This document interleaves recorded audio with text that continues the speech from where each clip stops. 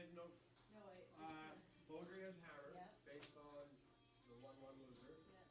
So they practice first, you'll practice second, and there's a coin toss in the top corner. Okay.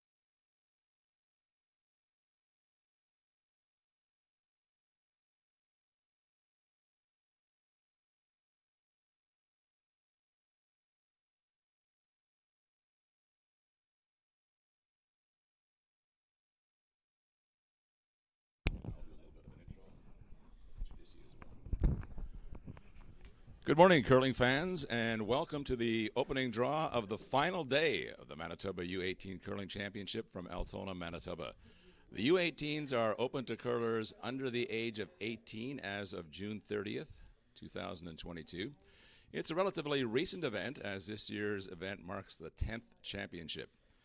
This morning we'll feature two semifinal matchups, with the winners gathering up a significant prize, the opportunity to compete in the Canadian U18 Championships in Timmins, Ontario. The women's side has featured many close games, but in the end, there was a definite division between the top teams. Both Pool A and Pool B had the possibility of three-way ties for top spot heading into the final draw. In Pool A, St. Vitel's Grace Beaudry avoided the logjam and remained undefeated by edging out Julie Van Rysel of Springfield to claim the top spot and also eliminate Van Rysel from joining the tie. That gave West St. Paul's Karis Buchalter enough to claim second spot as they waited on the sidelines for that result.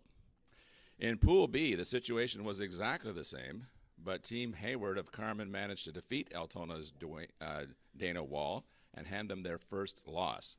That meant there was a three-way tie for first place, together with Team Benson from Dauphin, who were actually playing without their skip, Shayna, all week. Only the top two teams advanced, so the tie was broken using their stats from the draw to the button during the week. And using those numbers, Wall had a sizable advantage to claim first place. Hayward sneaked into the playoffs at second, and Benson was unfortunately eliminated with only one loss to Wall in the entire round robin. Last night, some exciting games. Hayward remained in strong control of their 2-2 playoff against Buchalter, giving up only 2 points in the seventh end to turn them out of the tournament and win 4-2. Verdon's Jace Freeman finished on top of the heap on the men's side, and Norris and Peterson were ending up tied for second at 4-2. Just out of the race was Morden's Sugden. So we are starting. I should also say that the men's side was very tight. We had a possibility of a four-way tie for third place at one point, with three teams, or possible for two for second place, and it all went down to the final day. And actually, it came very close. Team Robbins out of West St. Paul, if they had made their last shot earlier in the day, they would have made the playoffs. As it was, they finished 2-4. So just to show you how tight it was on the men's side of this draw. So the teams are underway, and joining me, a big plus for us, my guest is Resby Coots, a member of the Canadian Curling Hall of Fame, a name synonymous with curling in Manitoba and Curl Manitoba. Welcome, Resby, to the broadcast. Well, thanks very much, Dennis. I was worried when you said started with that big comment. I wondered where you were headed headed with that. But a great introduction to what has been a wonderful week of curling here in the Altona Curling Club, Dennis. You're quite right in saying that more or less the top half of each of the divisions, the young men, the young women, the top half, just a little more experienced, probably in terms of facing this level of competition, but also playing in these kinds of ice conditions against equally talented teams. What we've seen is the top halves of the teams a little more able to read the ice and make those finesse shots that are the key to the game of curling these days.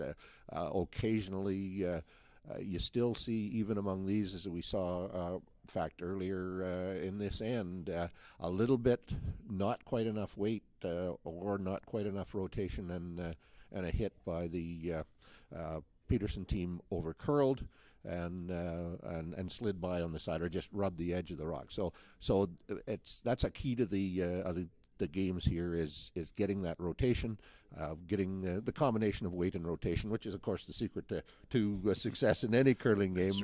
But at the championship level, it's really key, especially with the swing that is on the ice.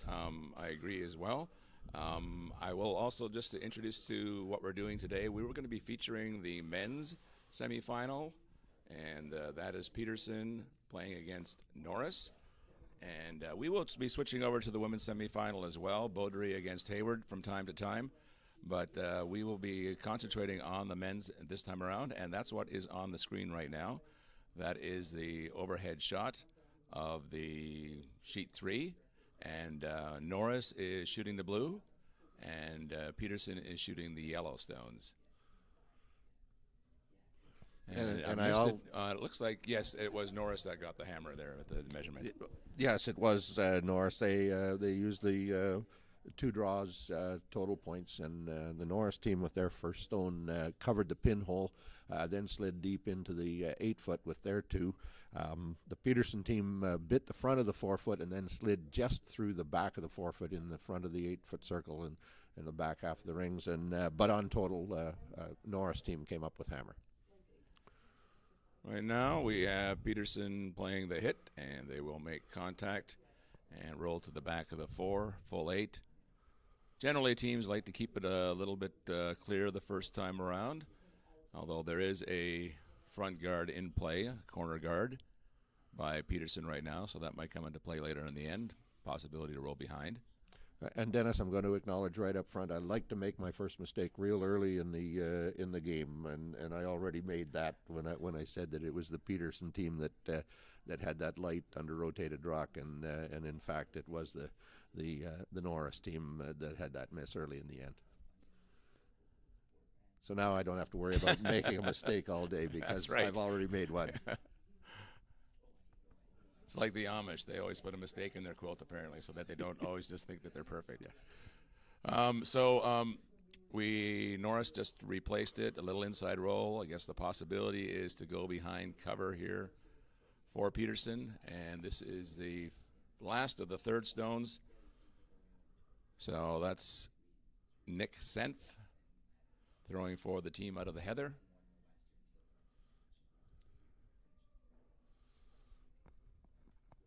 The women's side looks like they have a lot of rocks in play right there. And on the women's side, just so you keep track, if that's the game that you're paying attention to, whenever we go over there, it is Hayward that is playing yellow and Beaudry that is playing blue.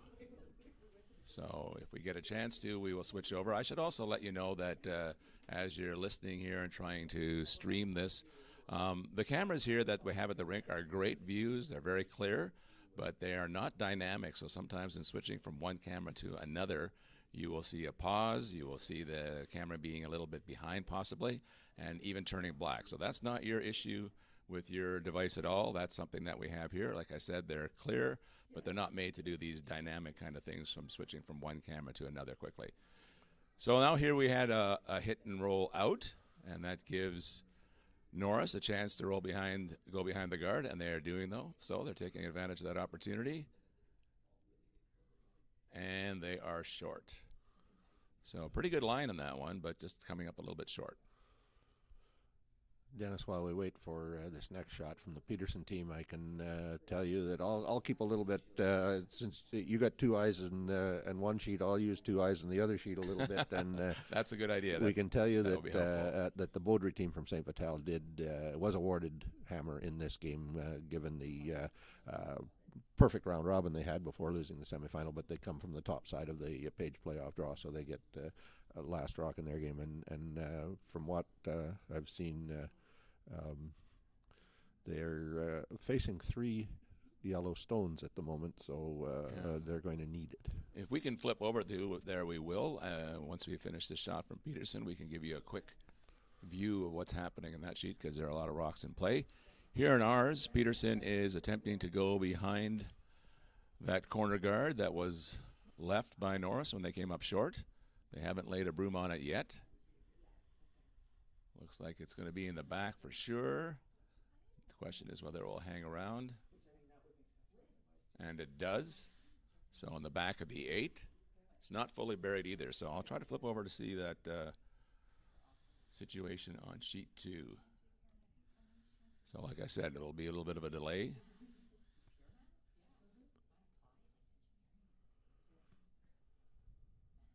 And it should pop up shortly.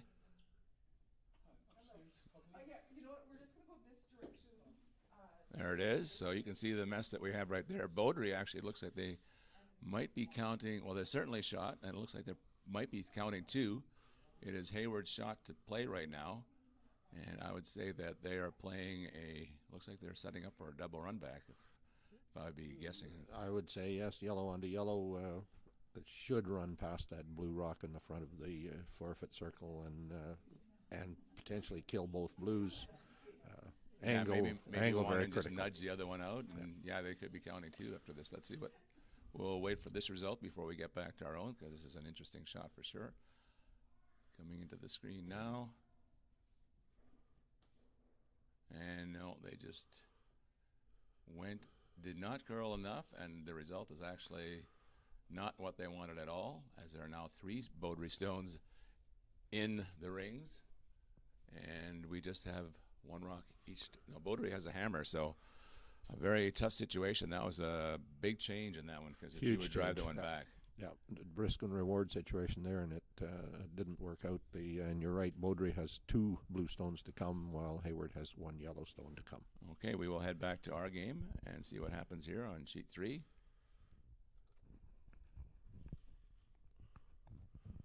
And that's Peterson in the hack, trying to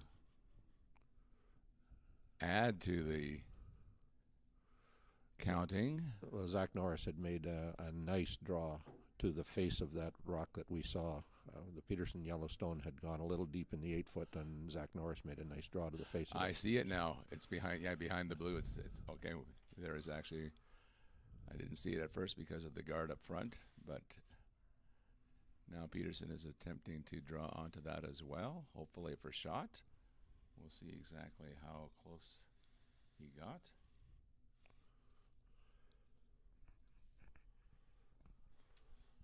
So there it is. You can see that it's partially corner frozen, not dead frozen, but pretty close. It's going to be tough to remove.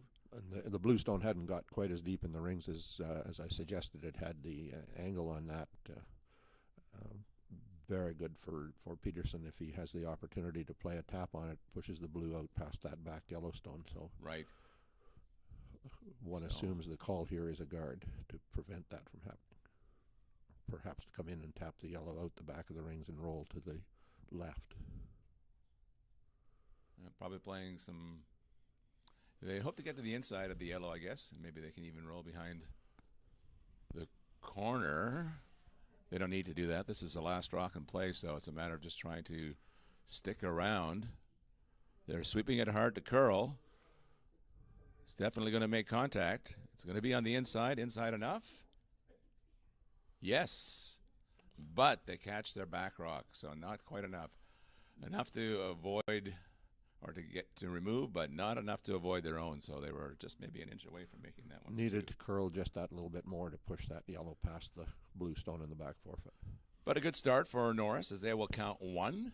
And we will go back to the women's to see what's happening there.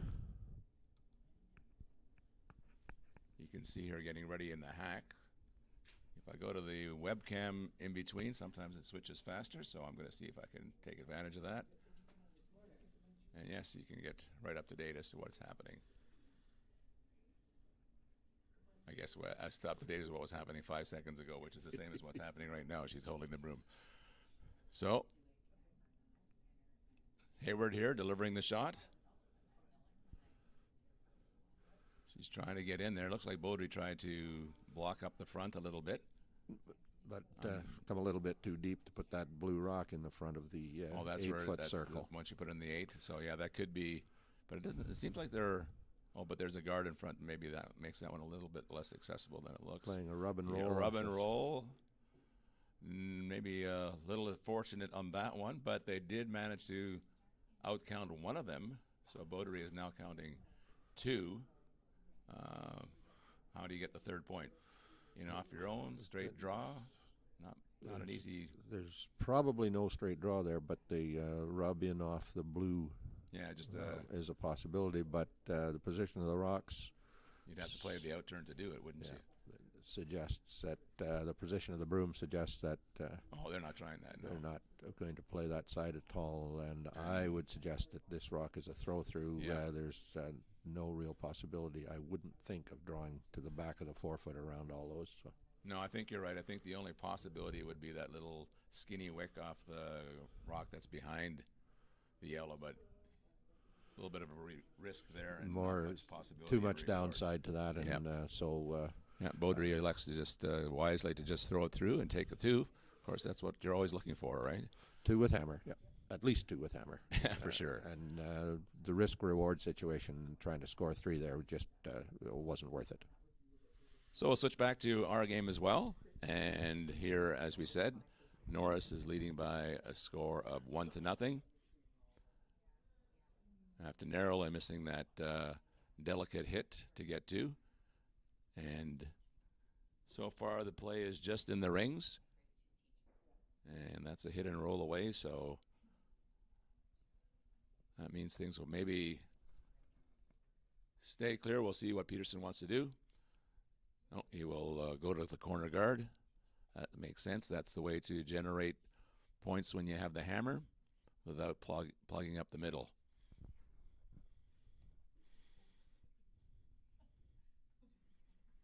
When I try this in club, the corner guard, invariably the other team puts a bunch in the middle, and I have to bail early because I know we're not going to make those double run backs. Well, you might once. That's true. That's what my third keeps telling me. Let's try it. Are you crazy? So this is exactly where they want. Good positioning on this corner guard. Just a few feet off the center line and not too close to the hog line, so the other team doesn't have as much room to get around. If you do get one buried, it won't be easily accessible.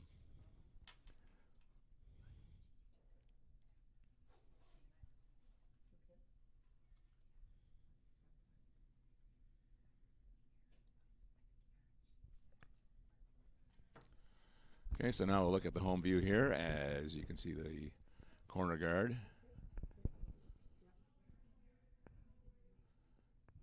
And Norris has elected to go around it. You see a lot of that as well, that the teams go around whatever guard there is. Not much playing to the center. They want to be the first one in. And that's, there's some validity to that type of strategy. Well, the way the game is played these days, it's you can almost say all aggressive all the time, and so this is the aggressive call, and Peterson will try to follow it. Just cleaning the rock so far, and this is their second. Roan Hunker releasing this rock. You can see it coming into play. Has a fairly good line. Not super tight to the guard, but it'll come in nicely with the right weight. And it does. And just pushes it back a foot or 20 centimeters, whatever you want to say. Let's go with a foot. The position on that first blue stone behind the guard, just a foot too deep, maybe 18 inches. Right. So if it had been in front, biting the front edge of the forefoot rather than the back edge of the forefoot, the Peterson team wouldn't have been able to draw to it like they did. Yeah, positioning when you're coming around the guard, huge. You got to keep it in front of the tee line, as you say. That you get the situation where the other team can turn the tables right away with a freeze, and now they try to also do the same thing, but over curled a bit. And now Peterson has a chance to put another one in there. And this is what happens typically with the corner guard, just a pile of rocks that end up all along this same path. And it's just a matter of, like you say, the positioning. He's looking to try to get this one in just almost cornered on the blue rock that just came to rest. Right, the nestled, outside of the nestled into the yellow blue. Yeah, that would make that one very hard to remove. And they're close, although the line seems to be a little bit off. So they bounced a little bit. That will definitely make that rock that was just thrown accessible, as Norris is calling for hack weight. And if he can get to the inside of that, or even straight back with just a little bit of a roll inside, would be fine as well. He doesn't want to roll so much as he just wants to sort of be inclined to go that way. Just exactly. a little bit of motion. As little as you can. That's right. Yeah, low side of center, as they say, and just get it to move an inch or two to the right as we look at it.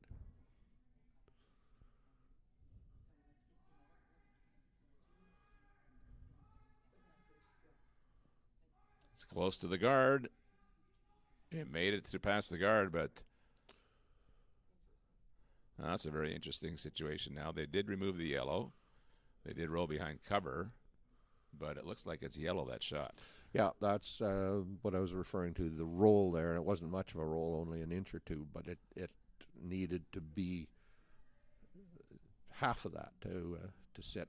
Right, then it would have The stayed shot shot and would have been difficult to remove because it would have been just driven back onto the yellow that's now shot as well. And that's the way it ends up in a situation like this, just a game of inches and angles, and it's that's one of the things that you said earlier on about the teams that have the experience. You see that also on the men's, like the teams like Brad Gusha, they know how to handle those angles when it gets even more complicated than this. Well, I think with these young people who are, gaining experience with every game, quite frankly, the knowledge of where we want the rock to be may be equivalent among the all of the teams. The ability to get it there is That's just true. a little bit more among the teams that have risen to the top, that are here in the That's playoffs. true. Yes. They know what they want to do. It's just gaining the experience to be able to do it, and it comes, as I said earlier, from a combination of obviously reading ice by the skip, making the right call, but also that weight and rotation combination. So right now, the yellow remains shot. I would say, if I had to guess, blue is definitely second. It would be hard to tell who's third.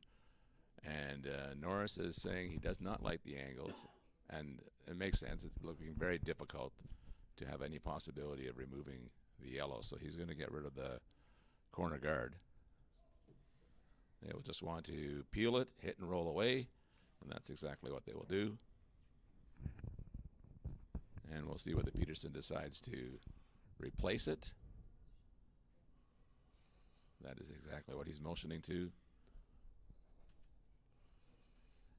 And if they continue this at some point, then Norris will have to do something to try to force Peterson's hand and not give him a free draw for two. Well, right. At this stage, if he can replace the guard, they'll probably remove it again. But the Yellowstones at this moment sit nicely set up for that last shot draw for two. So Norris has to find a way to break them loose. And actually, to get rid of the yellow shot stone is going to take two shots. That's correct. Yeah, it's not going anywhere with the first shot. It's just going to maybe move a little bit to the left, and that's it. So it looks pretty good. It's fairly difficult to get a guard when the ice is this swingy, to get a guard with a right line. So this one looks very good. The only option the Norris team has, and it's a very slim chance, that a slash hit on the outside of the blue stone on the outside to angle it across to push the yellow out from between. But that's a desperation kind of shot. Yeah, how much I see that as well. But you think initially you think it has to be very skinny, but he just has to make, even at this point, to just get something to push it out of there. Right? He probably can make that shot by contacting about an inch of the outside of that blue stone, maybe a little bit more, to leave both blues. Right. He can get it with a little more, but probably loses the blue in the back of the rings as well. Right. So an interesting setup. Kind of a classic corner guard situation where they just stack on top of each other. And it all comes down to that first blue stone when they went behind. It was a good call to go behind, but it was that foot too deep behind the tee line rather than in front of the tee line, and that's what That's right. has caused the challenge for the Norris team. So they're sweeping fairly hard. It looks like they are on the front, like in terms of the front rock that they wanted to make contact, but just slight. I'm not exactly sure. It looks like they may be over curled. They probably wanted to get a little bit of a corner on that one. I'm not sure what good this one will do necessarily. you seeing something that I'm not? I think they wanted to be a little bit more outside on that one. Even if they more would, center line on the yellow. yeah, yes, that's right, more center line.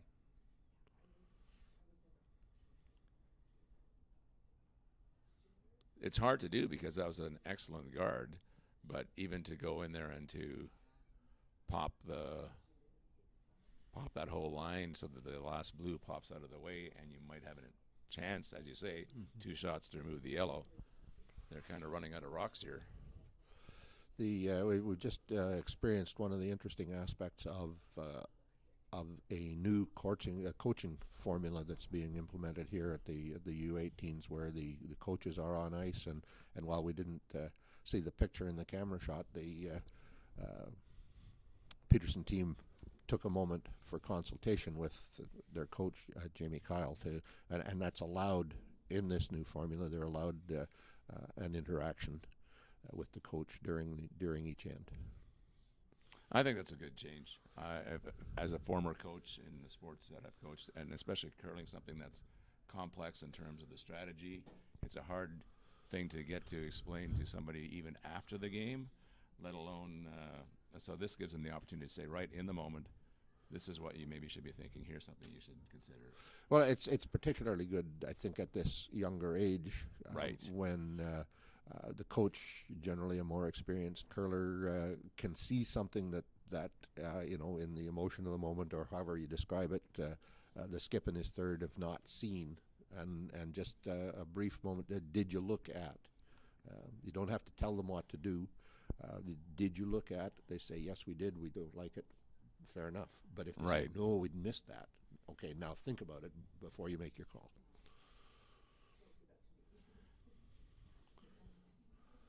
And also just I've noticed that in the past when we sometimes have a team that's new to curling and they come and join, and it's great, and there's just so many little nuances of the game that are hard to master. So even if you have the part of the athletic ability to manage the muscle memory and those kind of things, and having a good delivery, there's many aspects, and strategy is one of them that's hard to just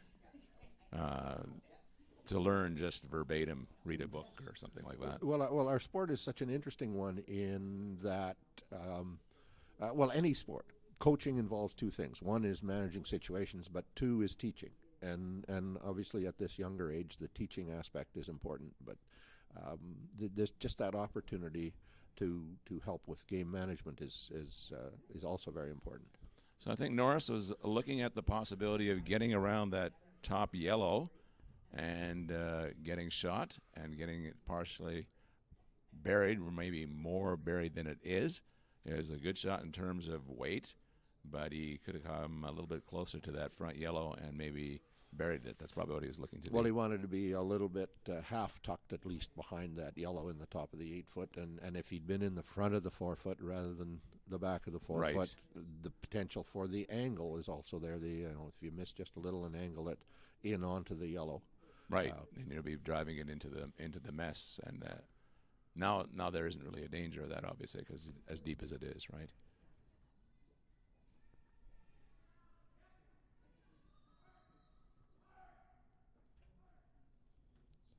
So they're sweeping hard on this one. This is Peterson's shot. His last one. And they just got past the guard. And that will be a 2 for Peterson. But that was very close. Some excellent sweeping, which again show you how this is a team game. Everything has to work in a situation like that. And it did there. I think that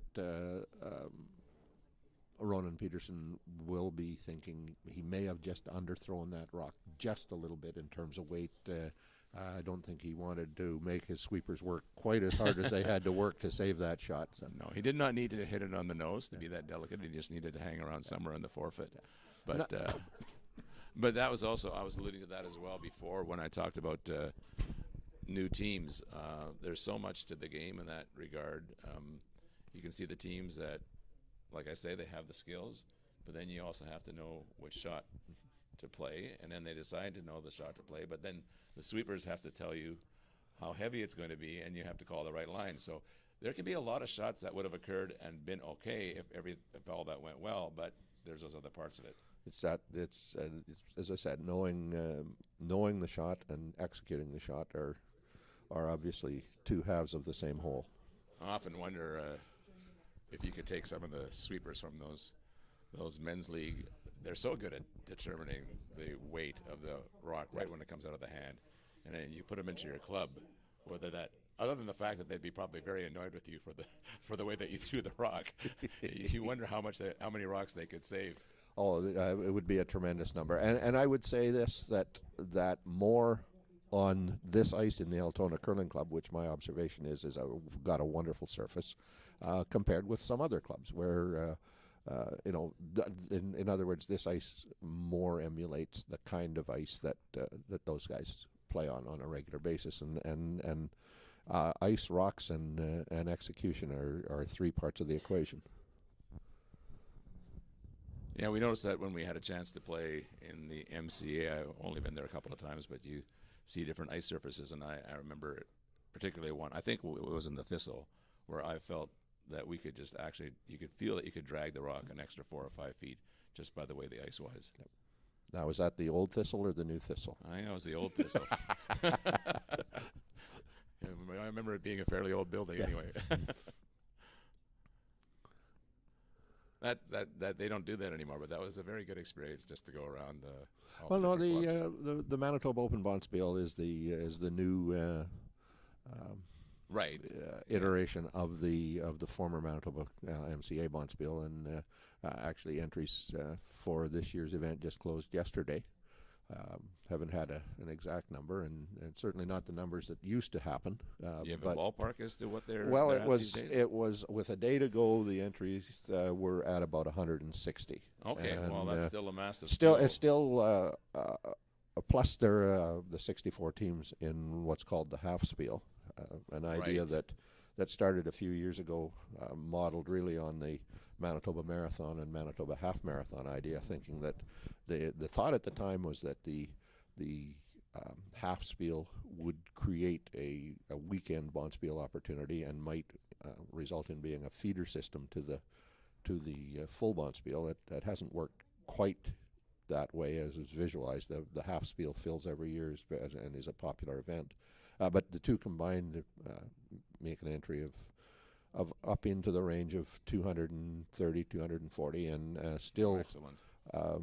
One of the large accumulations of aggregations of curling teams at one time anywhere in the world, and as far as we know, the Open is still the largest single bonspiel in the world, defined as an event with an ultimately one champion. Right. So pretty clear here in end number 3. Peterson has, like we said, a 2-1 lead. And we'll see if we can I was going to say introduce you to some of the leads, but we're past the leads right now. This is a second throwing for Peterson. And that's Rowan Hunker.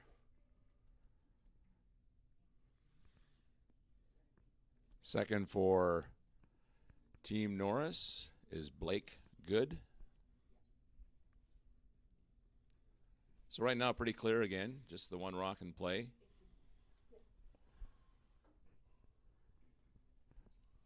And on the other side, we have Beaudry with a steal of 1 in the second end. So she has a 3-0 lead. And so far has controlled the play, although in that first end, it looked like Hayward might have an opportunity to get things going, but had a shot that went against her and made things worse rather than better, which sometimes happens when you have a lot of rocks in play. Their second end was a much cleaner end. I think the Beaudry team recognized that they potentially were in a lot of difficulty until they got that fortuitous raise, and so they played second end considerably cleaner. And as we've seen even in this in our young men's game here, the difference in the end often is, as happened here, an early rock into the rings allows the the team to just play an open end, and it's essential to get the rocks in front of the rings early in the end.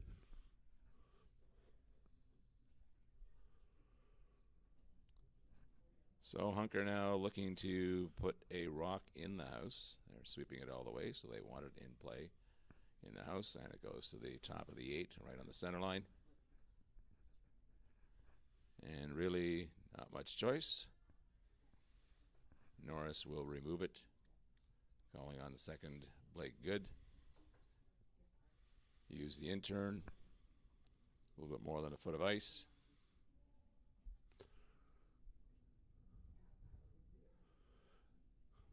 One thing that you also notice here, I think, opposed to some club, is that the teams are very consistent with the rotation for the most part on their rocks, and generally more rotation than you might see in a regular club league.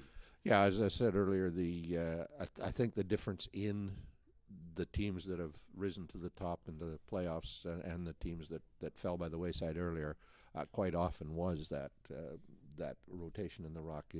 When I was here earlier in the week, I saw rocks sliding past on the wrong side based on, as I say, combination of not quite enough weight and not quite enough rotation. But at this stage, other than that one rock early in the first end, which was under-rotated, they've mostly been pretty consistent. We'll give you a quick shot of what's happening in Sheet 2, because here in Sheet 3, it's pretty straightforward. Calling on their third, Ethan Brandt, to take a rock out of the 12-foot, but no other rocks in play, so we'll flip over there and see what we can see. Here you can see that you have the third for Beaudry, Cassidy Dundas. And she played on the winning team of the U18s last year, is that correct? That is correct, yep. Cassidy and Tessa Tarek are both effectively defending champion. Okay, so I'll try to flip over to the away sheet. It'll take a while, but you can at least get a good sense. What happened here was Norris did hit and stick. And so Peterson is playing virtually the same shot that Norris just did. And now you can see what we have in the scenario on sheet number 2. Now there is a corner guard that all of these rocks are behind. 2 corner guards.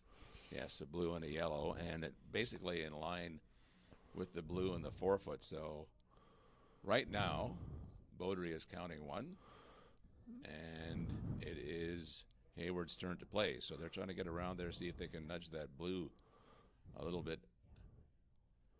and at least get shot.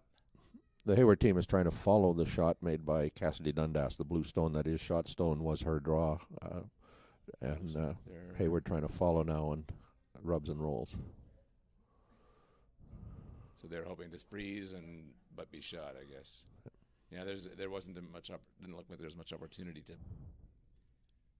put much on it in terms of the amount of curl that is required. So as it happens now, Hayward is sitting second and third, and we'll see what Beaudry wants to do. On the men's side, just one rock in play. It's now on the right side, back of the 12. We're into the first stones for the skip. Peterson coming back here, and we'll just play the straight hit. Yeah, the men's game has evolved from that early rock in the rings, and both teams are clearly content to let this one play out as a blank end.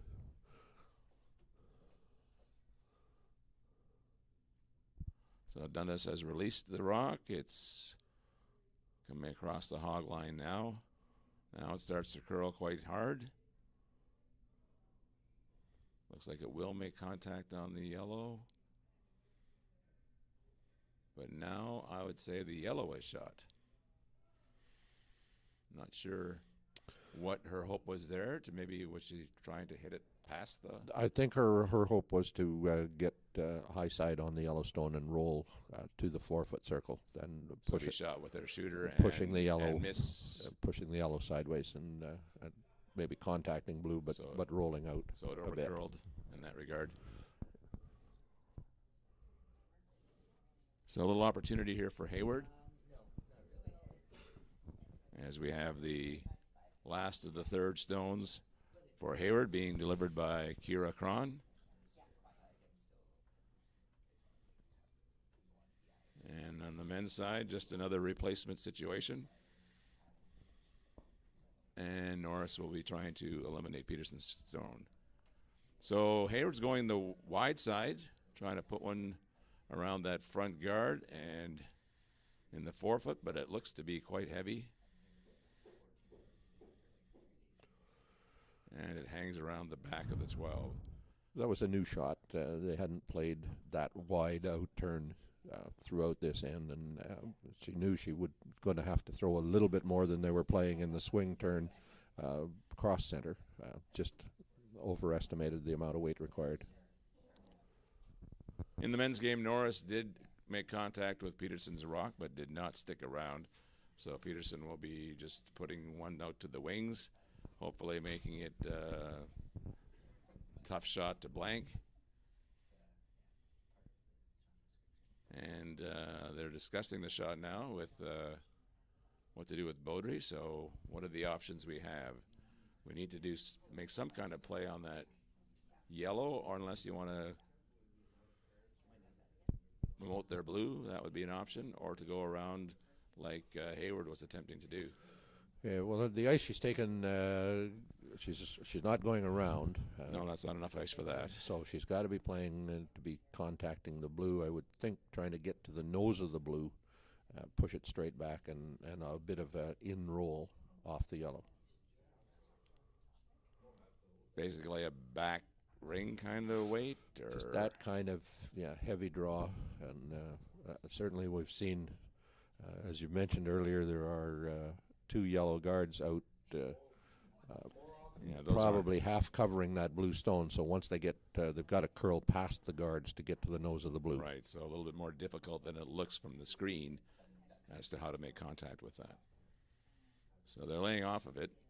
No brushing so far. Now it looks like they're brushing to curl. Just narrowly missing the yellow and making contact, but not really changing the situation. Still yellow is shot, and then appears to me, if I would say, had to make a choice, I'd say blue is second. But it's very close. Very close. That I would say yes. The blue on the tee line is probably second shot. So we have 3 rocks remaining, and Hayward is probably looking for a way to get to score 2. A deuce would be very handy at this point in the game, being down 3-0. And she does have the chance to do it. Yeah, they would have learned what they needed to learn from the third stone that slid deep into the 12-foot circle. They know they had the ice right. They just need that little bit less weight to put it in the 4-foot circle for second shot.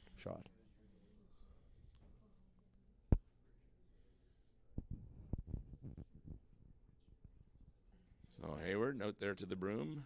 Looks pretty wide that way. Certainly enough rotation. It's taking a while for it to come in. Not sure if that's an issue of weight or whether she threw it out.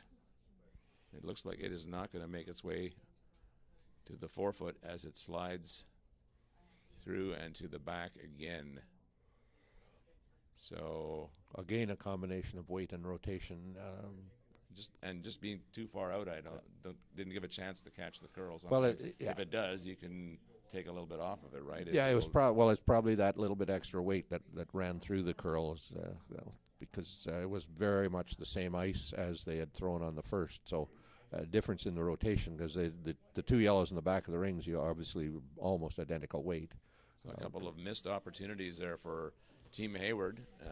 If you think of if they had made those shots, you could very easily have a yellow on top of the 4 and another yellow for third shot as well, or second shot near that one as well. So, but now as it is, the most they're looking at is 2, unless they get some help from Hayward.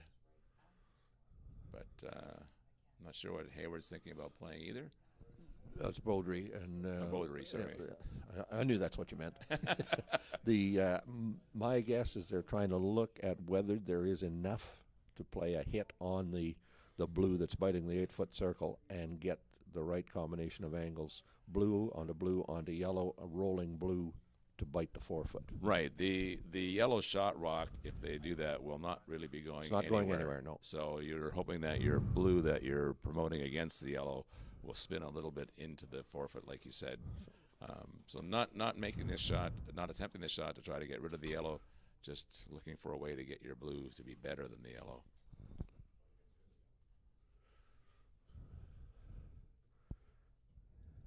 I was going to say, now from this viewpoint, I thought maybe we might be able to see the guards, but we cannot see them. So they've elected to go to the outside and play the same draw that the Hayward team tried unsuccessfully 2 times.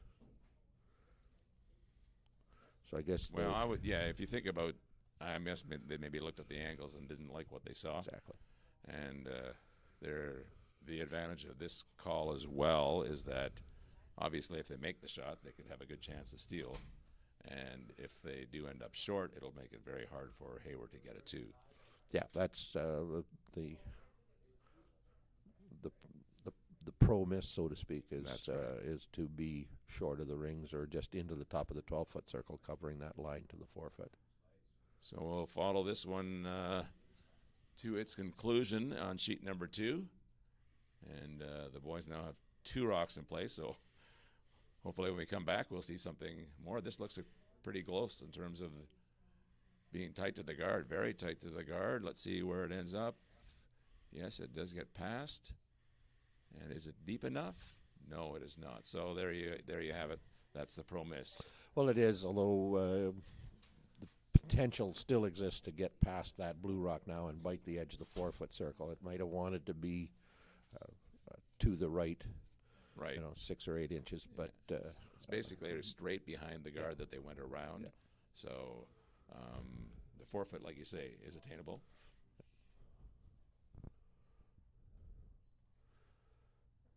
It's a lot of rocks in play.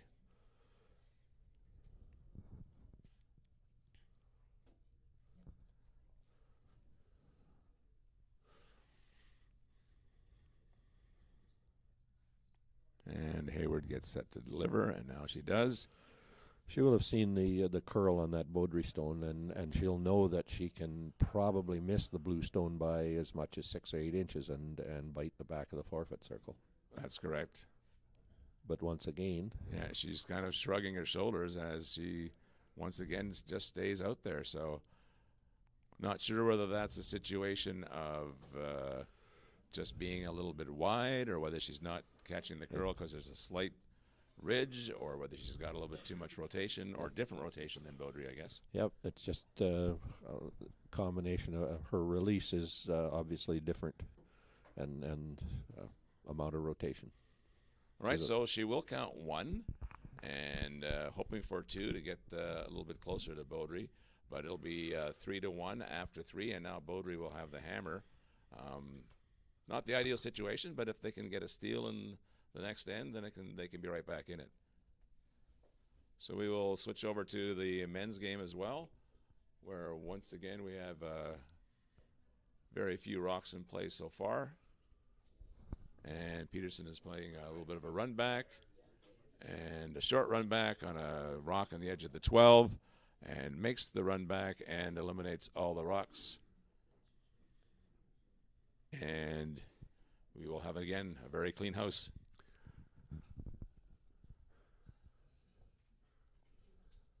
Right now we are to the last of the second stones, I believe, yes. So this is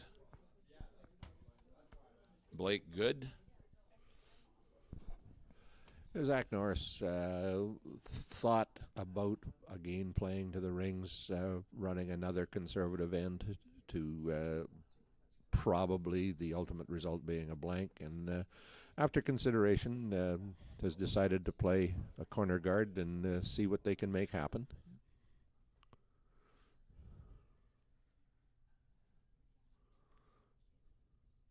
if you're confident about your draw weight, then you should feel like even if I get in trouble with the corner guard game, I have the out and drawing to the forefoot at the end. Yep.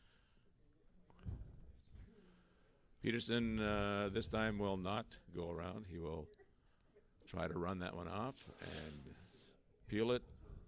I think there's a chance here, Dennis, that this is the strategy is dictated by the significance of the game. That in another day, in quote unquote just a bonspiel, they might decide to go around that rock. But this is a huge game for these two young teams. In that, as you said in your intro, the winner of this game wins an invitation to go to the Nationals. The Manitoba has 2 entries in both the U18 men's and women's national championship event, and the 2 teams that have advanced, Jace Freeman and Dana Wall, have already won the first of those 2. Right. Winners of these 2 games will win that second invitation. They'll play the championship game for good and valid reason. The opportunity to be a Manitoba champion doesn't come along all that often.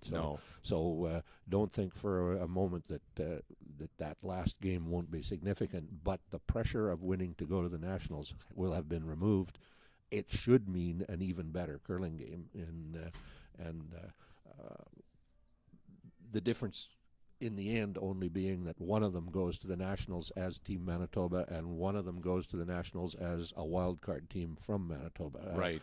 Difference in nuance, and a difference in history 20 years from now, 40 years from now, looking at the books to see whose name is on the list of champions. And that, I noticed. I went on the website today and I thought, yes, that is your chance of some kind of immortality. Yeah, be there in the world. And who knows where it takes you. You think of Mackenzie Zacharias and her team who won this event. Their name is on the banner in the rafters here. They won this event. Important at the moment in time, but perhaps more important because of the experience it created for all time after they had already been a Manitoba champion. Right. And did that change their mindset going into the junior final that they ultimately won? Maybe it did, maybe it didn't. But it certainly, the pressure of winning the Manitoba championship for a team that's never done it in Manitoba across the country is huge. Good points. And especially about the possibility of playing a little bit more conservative here. It certainly makes sense. You don't want to lose your opportunity because you chose the wrong type of strategy or the wrong time to get aggressive. That's exactly right. They tried to split the rings, and it came just short. So there's still an opportunity here for Norris. They do have a corner guard that they could use. Peterson back in the hack. And he will be just trying to take out the rock that's on the right-hand side, top 12. Playing a hit and roll. Try to roll across behind the Norris rock that was just left a couple of feet short of the rings. But key first is to make contact and get rid of that rock that's counting. No brushing on it so far. Looks like they will make contact and stay exactly where they are. It will not be in the rings, so that gives Norris an opportunity to go around the corner guard again if he so chooses. And it looks like that's where he's setting the ice.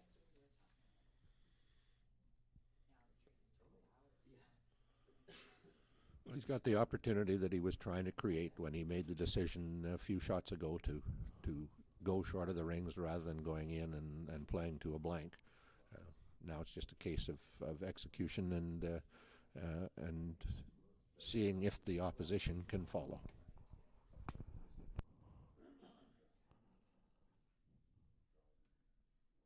So this is the first of the skipper stones for Norris.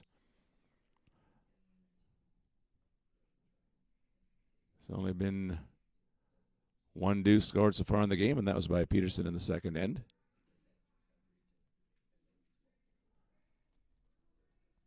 Sweeping hard. Looks like they're sweeping hard for weight, maybe. Now Brandt comes out and gives a hand. It will just sneak past. No, it will not. It will rub and just be, it looks from here, from our angle, just short of the rings. And there's a case of what the third man called for a strong sweep to make it curl, and in fact appears to have been a little too successful. That rock, had it not rubbed, would have bit the front of the 12-foot circle. They in fact succeeded in getting it to curl just a little bit too much. Yeah, that sometimes happens as well, right? And that's a bit of a, you see that happening in the pros as well. They call for the curl early, and then it gets, they're successful, as you say, but too successful. So Peterson now looks like he will elect to go around as well. Certainly that rock in the front of the 12 is definitely splittable as well. So if Peterson doesn't put one in play, they could elect to go for the split to get two. But in fact, the yellow rock was also splittable if he didn't get the curl he wanted to get behind this center. It appears he's going to get neither.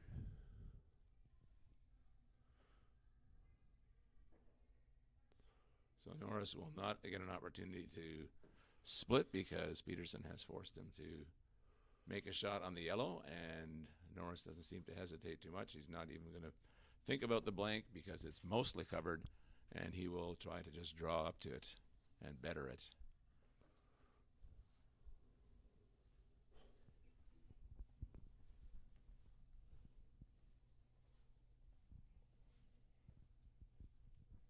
And that is the danger, I guess, of trying to get a little bit aggressive, that you might be forced. The danger also on the Peterson stone, if that Peterson stone had dropped into the front of the 4-foot circle rather than the back, Peterson was in much better shape. This one looks like it's a little bit outside. They're calling for curl. Working hard for the curl.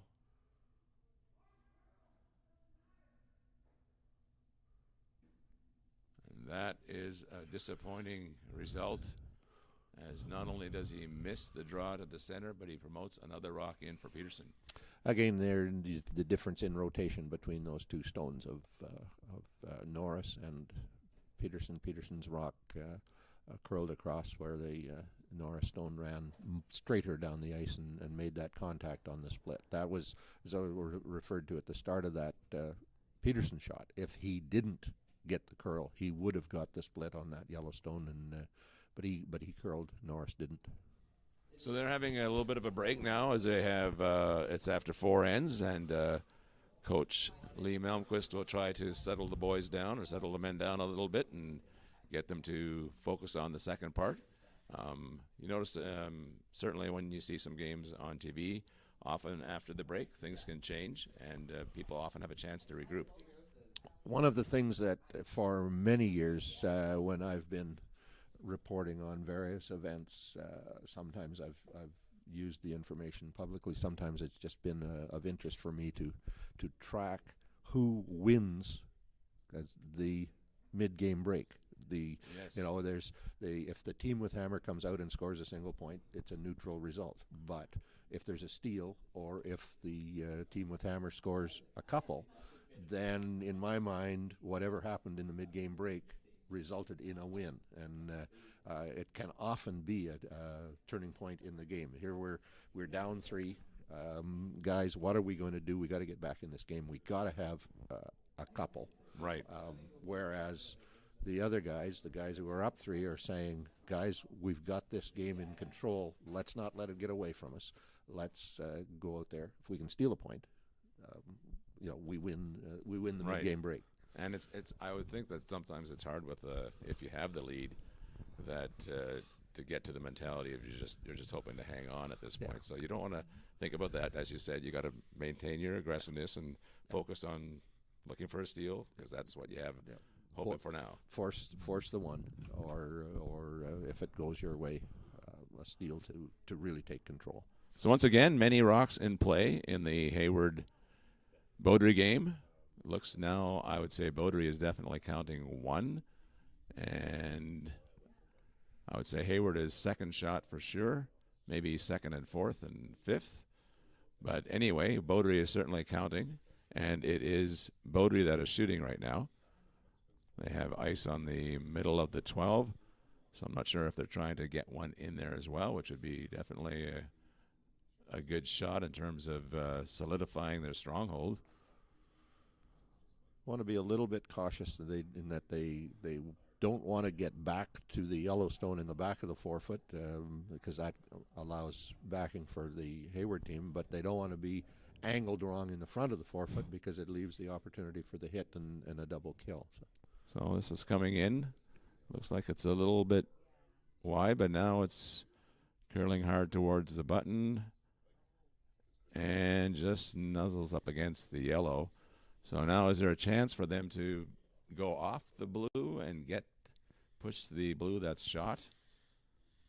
I don't think so. I think, but they would be able to get shot if they just roll inside. Right? That'll be the attempt. The Yellowstones are in trouble here, and the Beaudry team has given them a bit of an out because they can come back to the blue and roll across center. Rub and roll across the center line, probably shot stone, and forcing Beaudry to follow. Yeah, preferably she would have liked to have had that rock about, a foot shorter, maybe a foot and a half shorter. Well, positioning was going to be a challenge there because if out as wide as it is, a foot shorter sets up a double kill. That's true. 2 feet shorter sets up an angle kill. Yeah, they need it to be tighter. Yeah. That's true. Line to the center line was key on that shot.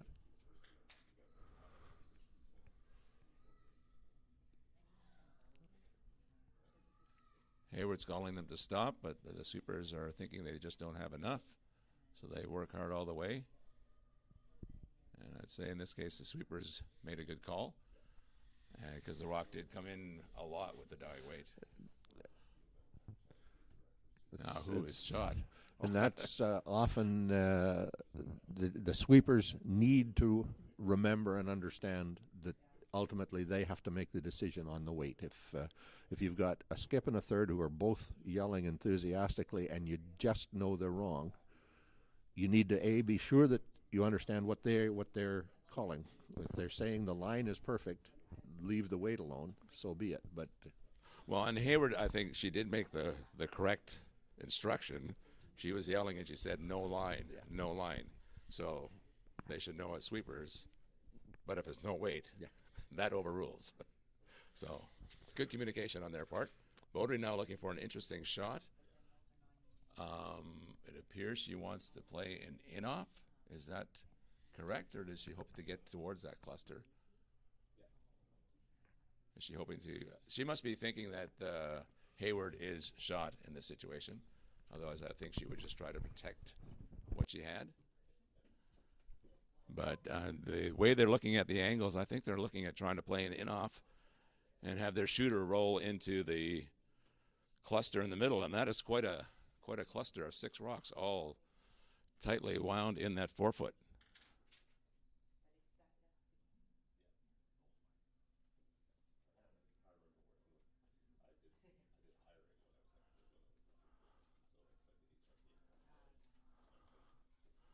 Here comes the shot now. Lots of weight.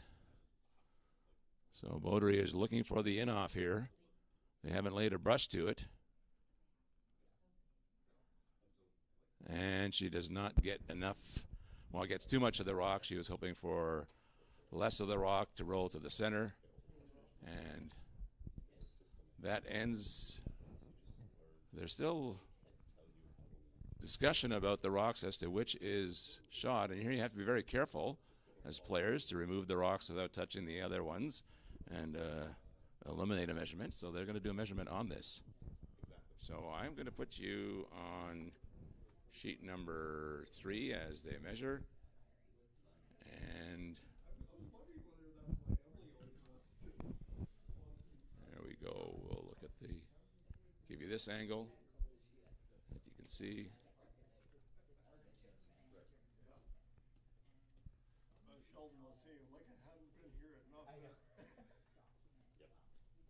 All right, I'll give you the long view right now because that comes up right away.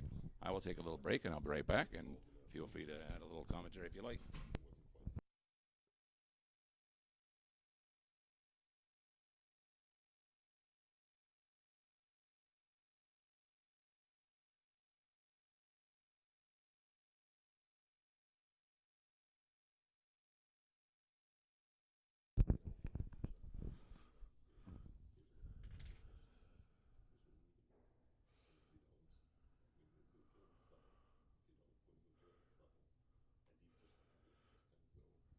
The Peterson team's been playing a little more aggressive end. This end had 3 rocks in play. A couple of them lined up on the center line.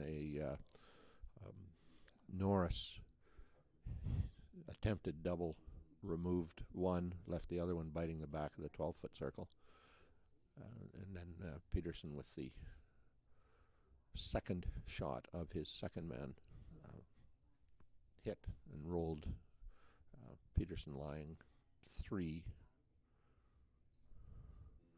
with Blake Good, the second man for Team Norris, throwing his second shot of the end, playing a hit and roll.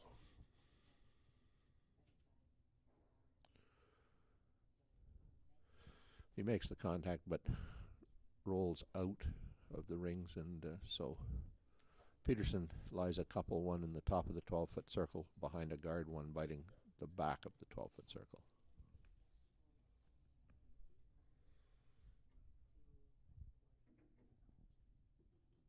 So we'll wait for our away camera to get caught up with the action. This one seems to have the longest delay, but they are playing to remove the corner guard. That's what Peterson is doing right now. They are in control. They're up 3. So their goal would be to keep things simple. To have an opportunity to, of course, like you said, you might take the steal, of course, but the force is fine. Force is fine, and keep things simple. And clearly that camera shot shows me, Dennis, that I made at least my second mistake of the day. That rock, which is to suggest I may have made others in between that I haven't acknowledged. But that rock at the back of the rings is not biting. Well, that's a very hard call from way down. From this far away, yeah. The angle is not good. It is not in your favor. So now the girls are taking a break. So they have not put up anything for the 4th end. Did you get a chance to see who got the... I did not. I was so focused on the young men's game that... Well, they might not have even indicated, right? I guess maybe if the measure, the umpire might point to one or not.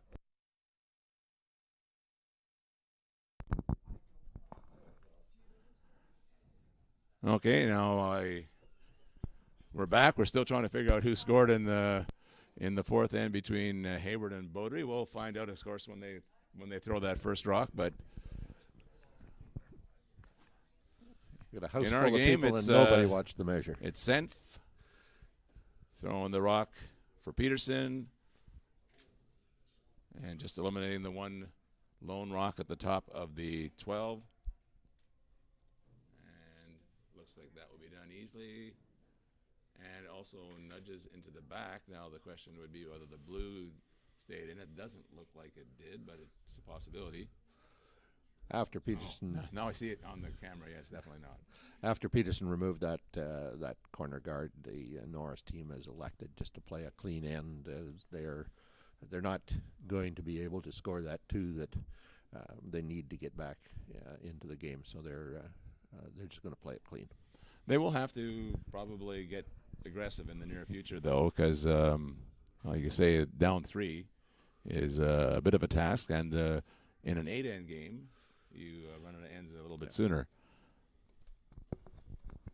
So we'll see how that develops. On the women's side, Hayward has thrown the first rock. So that means they did indeed win that measurement and get the steal. So that will mean that Beaudry is now ahead 3-2 after 4 ends. So that gives credence to the hard work done by the sweepers on that sweep. Yes, they swept that rock pretty much end to end and got the bite of the button that ultimately was good enough on the measure. Yeah, good point. sometimes you underestimate the value of sweeping, and you can see in that case, and not only just the sweeping, but the confidence to say, I know it needs to be swept. It's critical in a competitive game like this. It's a long time since I worried very much about sweeping any rocks in my game. In fact, folks have heard me say before, I've curled for going on 20 years with Norm Magnuson, and he will tell you that I told him about the second game we played that I would be delighted to have him holler all he wanted for me to sweep, so long as he understood I would sweep as much as I wanted to, and we would both get along fine, and we have for 20 years. Now you play. You're actually, like we talked a little bit earlier, you're the defending Canadian stick champion. Is that correct? And is that a game of two? Is that really a thing?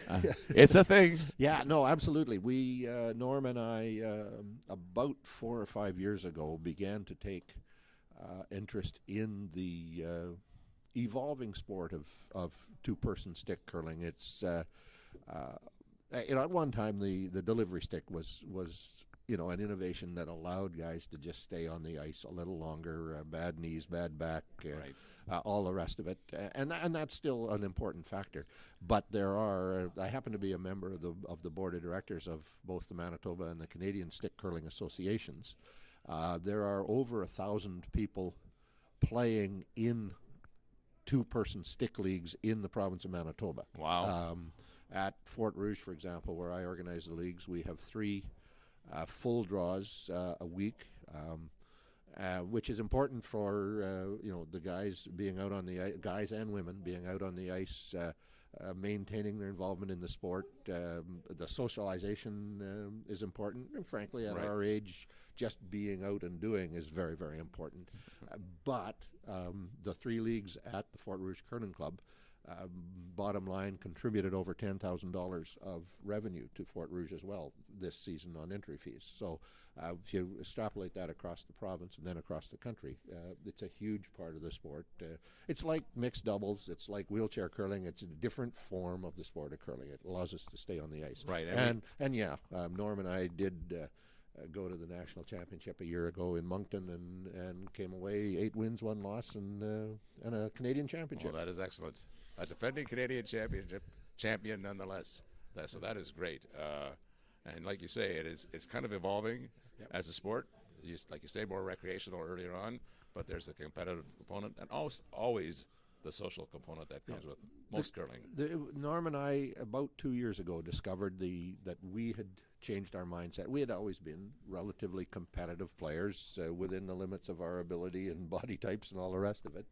But we thought we were and at one time we were among the group that were aspiring to challenge for championships, and then we just got to purely recreational. And now we've kind of evolved back into where we have a competitive outlet, and frankly, it really feels good to be on the ice and having that competitive outlet really, really matter. Yeah, I would say that I think here in the Altona Curling Club, it's they allow it as part of the regular curling. So there are the few curlers that do that. Again, mostly for knees, maybe back issues as well. But I think this is the first year that they've ever had a league where it's been more formal. They've had a league where you can come out and challenge some people, but I think they're trying to formalize a little bit more and say, let's be a consistent team. We'll set up a schedule and that kind of thing. And I think I agree with you. Certainly, there's some component there in terms of the possibility of revenue, because you will be asking a group of people that generally will have more free time in their hands and hopefully disposable income as well, and like you say, a lot of motivation to get out there and be together. Well, my understanding is that there are a unique set of rules for formal two-person stick curling, and which involve playing with 6 rocks, 6 ends, and a number of other unique rules to the sport. And then my understanding is that the group here is playing a more regular form of the sport, but with 2 people throwing 8 rocks, 8 ends, and so on, and which is great. There is an evolving bonspiel circuit in the two-person world. Nice bonspiel in Warren. We started one in Morris this year, which attracted a couple of entries actually from Saskatchewan. Beausejour, Swan River. There is a bonspiel circuit developing that ends up being partially recreational, partly competitive, and which is, as bonspiels always have been. And another advantage is no sweeping. Well, or are you allowed? You're allowed to sweep in the formal game. Okay. You're allowed to sweep from the hog line in. Okay. A rule that was created. From the hog line to the rings. To the rings. Okay. A rule that was created years ago, recognizing that it was an older group. Stability on the ice might be a bit of an issue, so they wrote a rule that simply said you cannot go down the ice to sweep the rock. Right, they didn't want someone rushing. And so that whole bit of scrambling down the ice, slipping, falling, and all the rest of it. So the rock from the hog line in can be swept. How much good are you doing? Who knows? As I told Norm last year, I know I had a positive effect on at least one rock I swept because I swept it as hard as I could from the hog line in, and it was a biter on a measure. So right. You must have done that allowed, right? I have to believe I moved it at least an inch. All right, so in the situation here, like we said, that Norris might be looking to get a little bit more aggressive, and it does have a guard just a little bit off center that they now went around. Little piece showing, but not enough for Peterson to probably take a good run at it, so they're playing some quiet weight at it. And as the rock now starts to bend towards, it looks like they will get a piece of it, but not much. So, in fact, they nudged the rock into a situation where it's more buried than it was before. So Norris now has the opportunity of playing for two, because that rock is very hard to remove that they just nudged behind the front guard. He likes to go to the side, so thinking maybe splitting the rocks, avoiding the double. Well, he looked at going to the side, and then now he's changed it. Going to go behind that guard. I think he's saying if we go to the outside, the other guy throws a guard or a rock into the forefoot, cornered on the blue stone. The opportunity's been lost. So yeah, I think that's a good way to think through it. Certainly, it's a little bit more aggressive. Maybe you set up a double, but if you can get the rock into the position that you want, that is going to put a lot of pressure on Peterson. Looks like it's a little bit on the outside. Now they may be changing their mind and hoping for a freeze in the back. And it slides past that as well.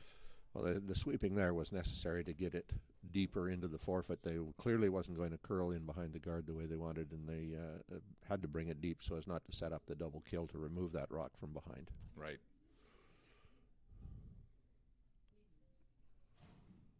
So now Peterson calling for about 6 feet of ice, 5 feet of ice, and I think they're just want to put one right there in the pocket.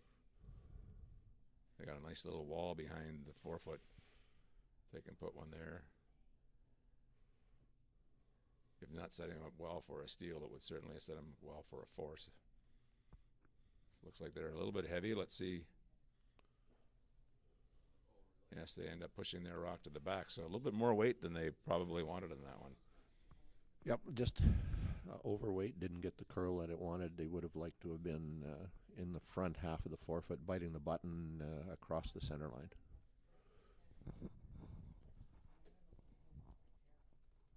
Well, we're going to have an end where there's more than one in play, that's for sure, so looks like it's going to get interesting here. We're early on in the end.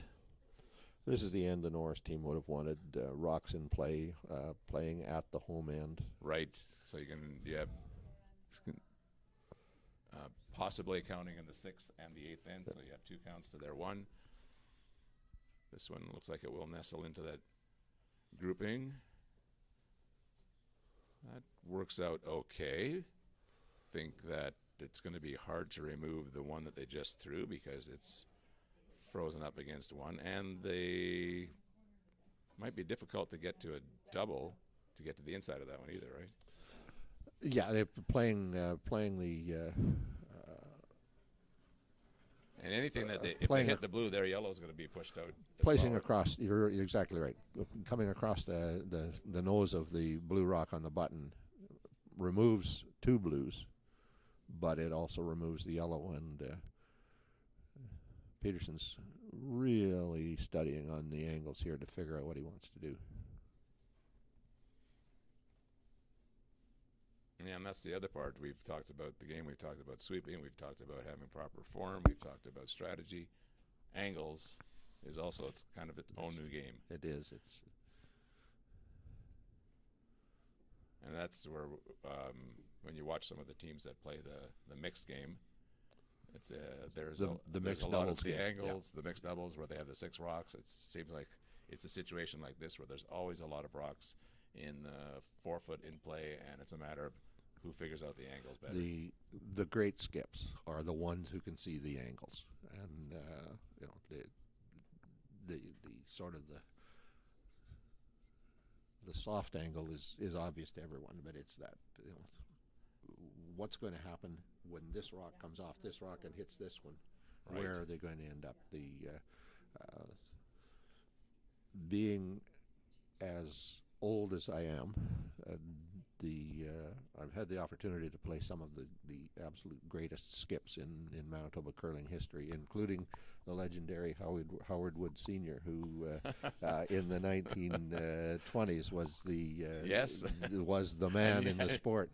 Now I didn't play him in the 1920s. No, I understand. I understand how the connections happen. I but played that's still him. Pretty impressive. I played him in the MCA Bonspiel when he was 85, playing with a group of guys who were just good enough. They knew he wanted to play in that Bonspiel, and they went in the Bonspiel with him.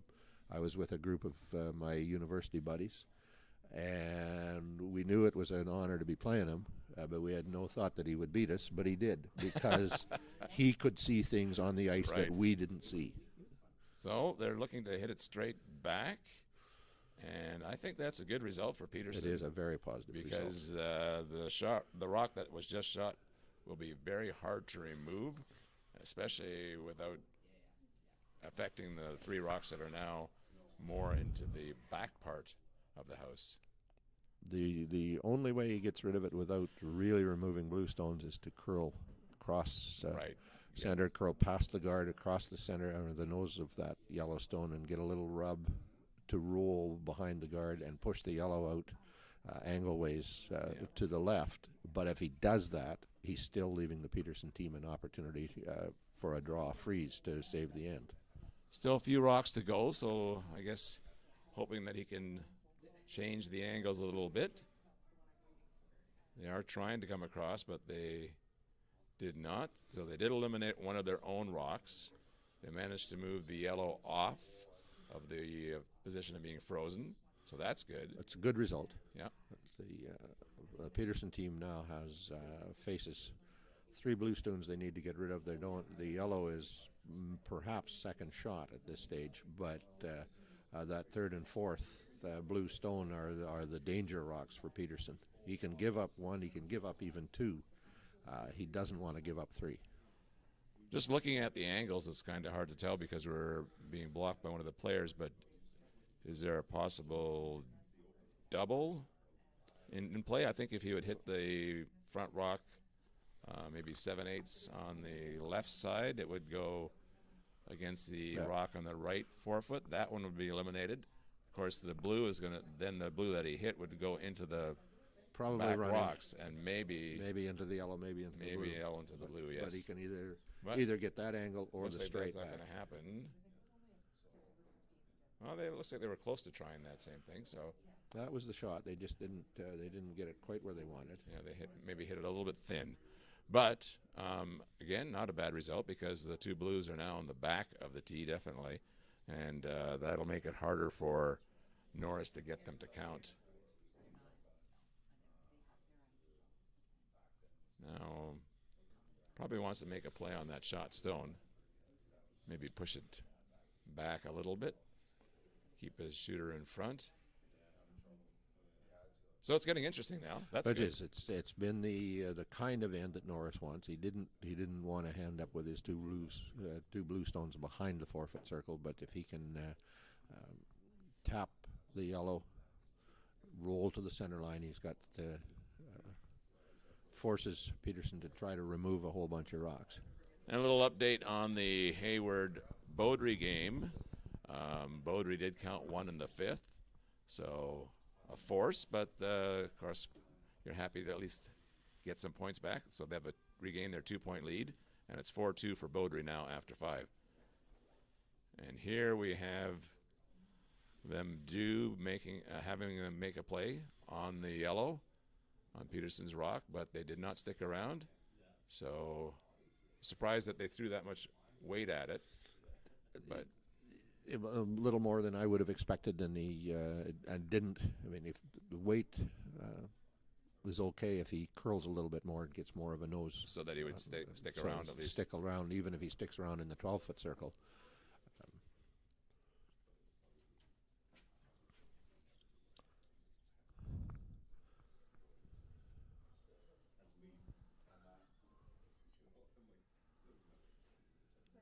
So now they're looking at what to do next. They have the people in the third and the lead in the second, giving some instructions to Peterson as well, giving their opinion as to what to do here. I think maybe which turn they wanted to play at it. I would say the out turn would be the one to go, but maybe it was. He wants to hit, hit almost perfectly between the 2 blue stones. Right. If he does, blue probably springs off yellow and rolls out the back of the ring. Yeah, just eliminate at least 1 blue. They'll probably lose a yellow, and I think they're totally okay with that. So the blue did hang around. He's probably hoping to get that one to spring out in some way. But they are shot. And now Norris will be making a play on the shot stone that remains for the yellow. I would say yellow is 1 and 3, it looks like, from here. Now they're coming down to take a look at it. So we're playing the third stones at this point. This is must be the last of the third stones. Just counting the yellows. I can't count the blues because people are around it, but I think it must be the last of the. Oh, there it is. Yes, the last of the third stones. So this is the Ethan Brandt, and they're discussing this. So what do you think? What would you play on this situation? In my mind, the rock that is key to success for the Norris team is the blue rock in the back of the 12-foot circle. If they can play this shot, the combination of the 2 yellows, and leave that rock in the back of the 12-foot, they're okay. But if they get the wrong angle and the yellow in the 4-foot comes off the yellow in the 8-foot and back onto that rock in the back of the 12-foot, then things are going to go haywire. So you're thinking they're going to play to try to punch that through. That would be the best result. That to me would be the result. They may not even want to touch the yellow in the 8-foot circle. They would push it straight through. Play with it later. So play with it later. Have a bunch of rocks in the back of the rings. They wanted to be in the front of the rings. They're not. So now they got to, a guard from behind, so to speak. Right. There's not much room in that board. No. They have to be pretty well dead nose. Dead nose to push it through.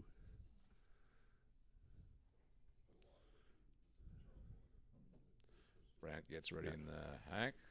But the plan for Norris has paid off. He's got an opportunity. They're, if they can make the right shot, they might have 2, or like you say, 3 is still in play with a miss. And I'm sufficiently wise to acknowledge that a whole bunch of people watching our effort here may be saying, "What the heck are you talking about? He should blast that thing and get rid of as many of them as he can." But here's the instance where and this one is over curling. He's over curled. Didn't obviously want to contact his blue stone. Wanted to rub the yellow at least. So they were playing quiet weight at that. I guess hoping to just nudge it through the house. Yellow, but obviously, like you said, over curled, and he's motioning to his skip as well that it just took off on him. Yep. Meanwhile, on sheet number 2, Hayward has one behind a corner guard. You can probably see that just on the corner of your screen. What you're seeing on the corner of your screen are all the rocks that are in play. So you're seeing all you need for that. We don't even have to change screens to show you the complete action, and the Beaudry attempt to run the yellow perhaps run it through and remove that rock from the 8-foot circle, but certainly clear that guard. Looks like they're just sweeping to get rid of the guard. That's right, and they do. It's spinning out the back. It looks like it has enough spinning rotation to get away. Okay, now let's see what's happening here with Peterson. This is his first rock. He was motioning to get into the pocket and maybe being on the right side of the house, just up against the blue. And it looks like he's got a pretty good shot there. Maybe would have liked a little bit more to the left, but that's a decent shot. Decent shot, although that angle presents the possibility of killing a couple of yellows and leaving the 2 blues in the back of the rings still. Right. If he can get Does past the guard. Yeah, Depends on the room past right, the guard. Right. It is behind the guard a little bit, but if you would basically, like you say, if you would hit what you can see, that would be pretty close to doing what you want, wouldn't it? Or hitting this. Yeah. So if you can't throw the weight, you can throw that gentle tap weight that right. Basically the weight that Brandt threw on his. Right. It'll curl into the yellow, come back to the second shot stone, and maybe set up a possibility with your last rock. And they are taking a lot of ice, so it looks like that's what they're doing. Like you say as well, if he puts one in that pocket and freezes it properly, he definitely would have a shot at 2. It would be a tougher one for, I imagine Peterson would try to follow on top, but it would be a shot for 2. And if you can manage to nudge one of these, if you nudge one of these past the blue that he has in the house, the one that's third shot, then he might have a possibility of more. But interesting at least, and very well curled game so far. We've seen very few errors. Been an interesting game, yeah. Meanwhile, on the other draw, you can see that Hayward, again, you're seeing all the rocks that are in play. You can see that Hayward still has one in the 8th.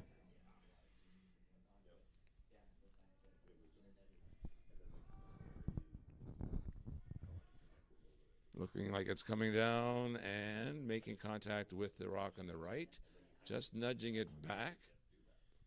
So probably would have liked to have a little bit of an angle on that, but that was very close to perfect.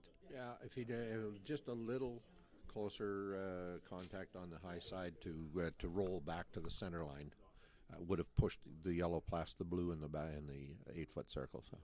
But Peterson will definitely have to contend with the rock that was just thrown, and it's going to be difficult to remove. I think ideally he would like a situation where Norris would only have a possibility of 1, and hence he would like to probably get rid of the blue, at least push it to the back of the house and maybe flop on top of his other yellow. Yeah, I don't see how he removes the blue from the 4-foot. In fact, oh yeah, and now I see somebody else. There's another rock there, right, the yellow one. That's going to definitely prevent that. He rubs and rolls a little to the center line. Maybe he's lying 1, but I don't think he can be lying 2. No. The blue, as with that yellow backing, is just going to stay there as probably a second shot. That was my mistake. I had a player in front of me, and I did not see a yellow. There's no way you're getting that blue to the back of the house. But, yeah, if you look at the screen, you can see that it's going to definitely go into the yellow that's just on the edge of the 4-foot there. So it looks like they're not playing a lot of ice. They'll be playing that same weight just to tap it and roll a bit to the center line. If he can make that roll to the center line, rub and roll to the center line, he may end up lying 2. Meanwhile, on sheet number 2, you're still seeing all the rocks that are in play. There was a rock on the left-hand side of the sheet that they just hit and rolled out on.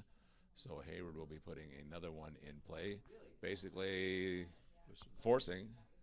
Well, Hayward's looking for 2, so that's right. This is going to be the last rock, a draw for 2. This is the last shot, and it's a draw for 2. Draw to the rings, just has to beat that blue biter that you can see below the Asham. So basically, logo. anything in the paint, like you say, a lot of space to score, and that would tie up the game, which would be a good comeback on her part. And now they did manage to split the blue out the side a little bit. Pretty good on the angle. Then we have a wall of yellow that Norris can go against. It's hard to tell from our angles, but I don't know if there's a shot at 2 That's anywhere. almost flat, although the yellow in the center line is a little bit forward of the one, and so it's possible there's a hit and roll to count as many as 2 or 3 if they Right. depends how It's, they it's roll. hard to tell. So it looks, it's now someone standing right on top of it, but right now Peterson is 1 and 2, but Norris looks like they might be 3 and 4. Is that what you're saying? That's what I'm saying. Okay. It's hard to tell where Although it's right where the baseball cap is. There's a yellow rock in behind the edge. It's going to have to be moved as well. Okay, and yeah, I guess it could be depending. So So, they're coming across, yeah, going a little bit more weight now. center line double kill, but they're not. See, they're not sweeping it. Nose hit. No, nose hit. So no chance for the double. They will get 1, get to within 2, with 2 to go. So just not enough. Curl needed a little bit less of that rock so that they could go over and meet the other rock. It would have been nice to see what would have happened. Yeah, whether that angle was really there, but that goes back to my comments about who won the mid-game break. They came out, and the 5th end was neutral with the blank, but this is a force of 1 for the Peterson team. So up 2 with 2 ends to play and last rock. The Peterson team is they're in pretty good maintaining shape. control, and the more ends that tick by, the more control you have. So it's 2 ends to go. Of course, we all know anybody in the curling world, a lot can happen at 2 ends. But you're right. Right now, Peterson is in good control of this game, and that was the opportunity for Norris to get a little bit more. Now on this end, he will not have the hammer, so it'll be harder to generate a situation where you have a chance to score a lot. Yeah, they'll have to go all out now with the guard game and see what happens. The situation here, however, we remind you, is exactly identical to last night's young women's 1-versus-1 game, where the local team, Dana Wall, was down 2 playing the 7th end, as I recall. Scored 3 on the 7th, gave up 1 on the 8th for a tie, and then scored a single on an extra end. So the Norris team can reflect on that as encouragement. Yes, and I think like you say, I mean, you have to steal here. So stealing 1, steal 1, steal 1. That's what you're looking to do. Giving up 1 and then counting 3 would be a harder path. Yeah. Especially as good as the Peterson team is at the hit. We haven't seen too many full misses for them at all. But first rock mistake. That first rock is in the rings rather than being in front of the rings. And the Peterson team now has the opportunity to simply make a nose hit. Right. So And the game will be played in the rings rather than in front of the rings. well, yes, they will. This is the first of the leads, right? So they will probably try another guard, but you're right, now with the 5-guard rule, the free guard zone, you miss that one and put it in the rings. Now the chance of you generating a steal is reduced by a large amount. But the Peterson team kindly gives back the mistake by hitting and rolling out. So Norris can play that guard again with nothing in the rings. I often, as a skip in this situation, you want to keep things clean, but you also want to have you're tempted to put, like they do in the pros, put a couple in the forefoot, and I don't know how many times that I've done that, and at the end of the end I go, I wish I had put those in there in the beginning. They always seem to come back. End up being a rock that someone can freeze to, or a rock that ends up being a catcher. And that's the interesting part, though. So now they have made a good guard. We'll give you the other camera angle so that you can see exactly what happened there. The center line guard is halfway hog line to rings, perhaps a little closer than halfway. So you Might not see it on our screen. It'll come up shortly.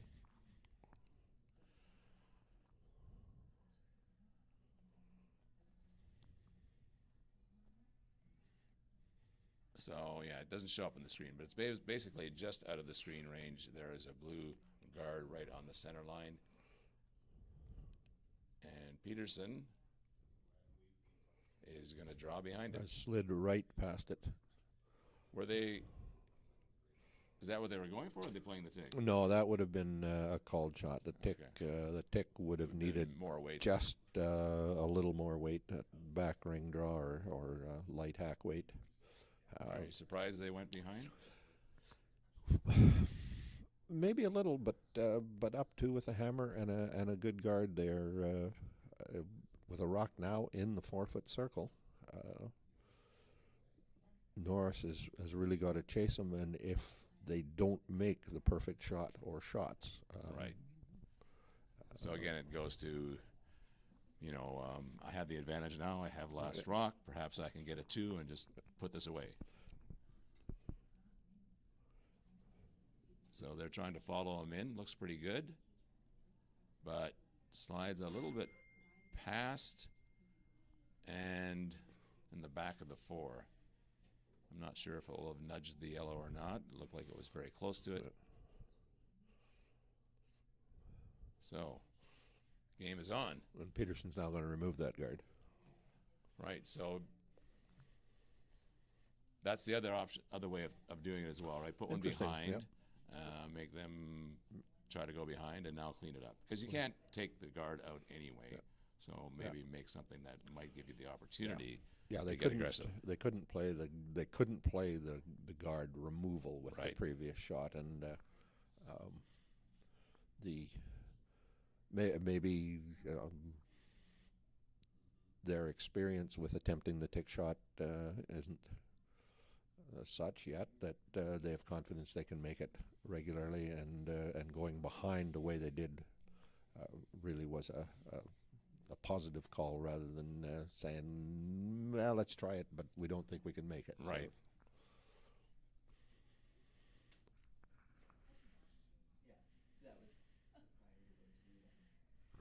So now this is good for Team Norris. Haven't had much of a chance to talk about all the players as we've been going back and forth, but Team Norris, of course, from Morris, Manitoba. The coach is Lee Malmquist. The skip is Zach Norris. The third is Ethan Brandt. Second, Blake Good. And the lead, Carter Malmquist. Team Peterson, coached by Jamie Kyle. Skip, of course, Ronan Peterson. Third, Nick Senf. Second, Roan Hunker. And the lead, Nathan Kelly. And right now we have Hunker throwing the stone, throwing his last as a second, and he's playing a hit on that front blue.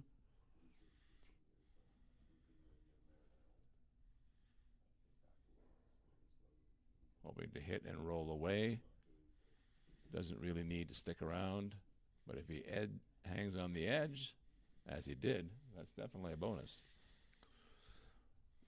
Odds are that rock doesn't come into play, but the one thing it does do is if these rocks eventually are removed, it may end up resulting in the prevention of a blank, just because that one little biter is there. That's true. If you're looking to do the blank, that's right.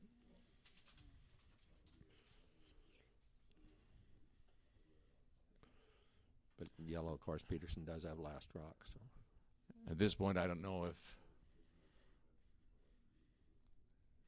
to be up 1 with the hammer, to be up 3 without the hammer, right? It's that would be an interesting choice. There's big debate and a lot of stats on whether you want to be up 1 or down 1 with the hammer. But I don't care what stats say. I want to be up 3, yeah, with or without the I hammer. would agree. The 3 just looks like it. You have to do a lot of missing to make that not work. And the strategy is so obvious when you're up 3. Just don't let the other guy score 3. That's the best a strategy. simplistic definition of strategy.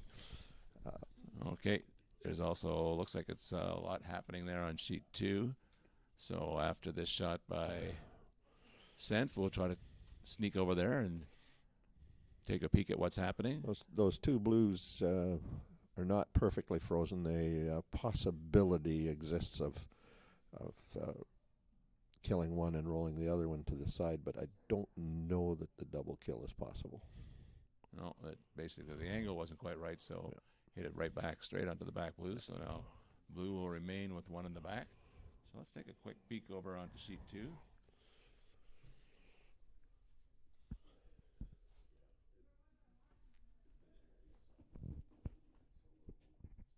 There. That's another interesting scenario. So just to show you where we are at, it's tied at 4. Beaudry has a hammer. We are down to the last of the third stones for Beaudry, and that is what they are looking at. One Beaudry yellow. is the blue. Yes, one yellow and a mix of sea of blue.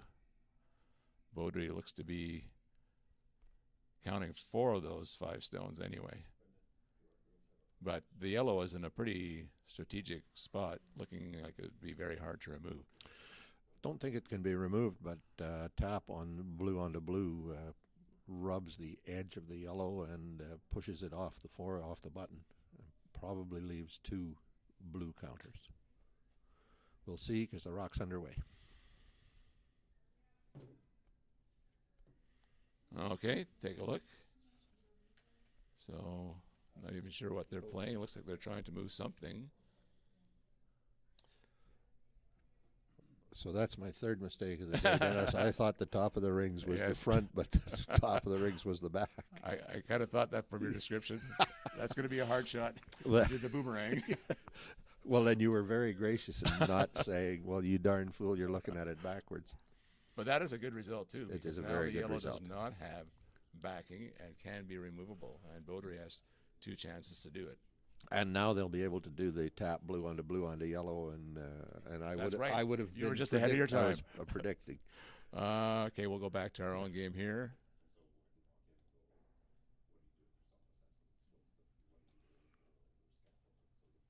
All right.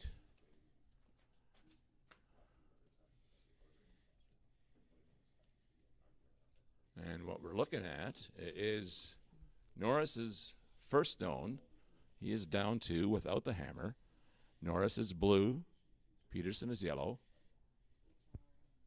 There are no guards in play above the screen.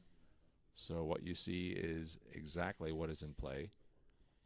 And they're taking ice at the edge of the 8, just into the 12, and probably hoping to make some contact on the yellow that is in biting the button. I think actually there's room to get by that rock on the center line in the 12-foot circle, tight Maybe to get to the inside. to get to the inside, and certainly roll to the center line side and push the yellow out the back of the 4-foot. So one of those shots where weight is very important. They're not putting any brush to it. Now they're looking down. Let's see. No, stayed. Did it? Yeah. He had made near a little contact. He had near perfect weight. It just didn't get the curl that he needed. Didn't come across. To get that. He needed to get to the nose or just across the nose of the Yellowstone. So now I'm seeing what Peterson can play. I guess there's a few options. He could put another one in there. He could guard. Not likely there. Probably doesn't want to leave that much open. What happens if he hits the front blue? If he hits the blue on the outside onto the yellow, he probably ends up lying 4. That's what I was thinking as well. That may be a little aggressive for him. He may think that hit and roll to the center line to lie 2 behind the center guard on the 12-foot is a more conservative call. Yeah, I don't see too much downside going for what you just indicated, except that if you would really hit a thin piece of the blue. But he really can't pick the yellow one out of there. So All right, let's see what the result is.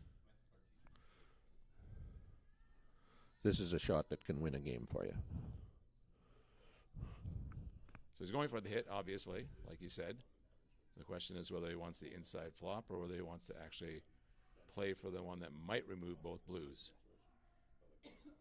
They're sweeping hard at it.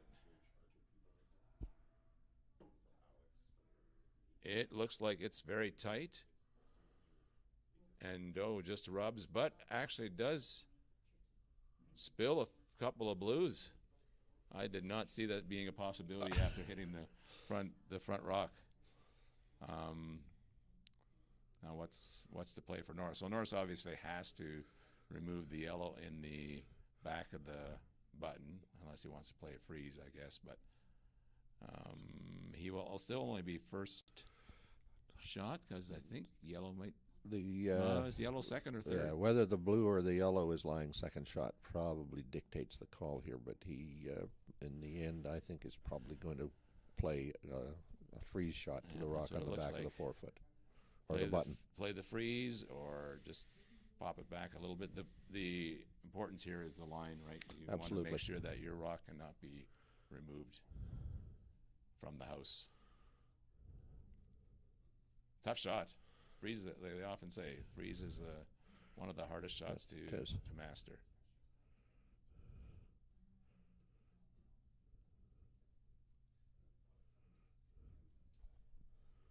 For me, I say among many others, but among virtually all others. I think I'm 100% on the throw-throughs, but they don't give you marks for that one.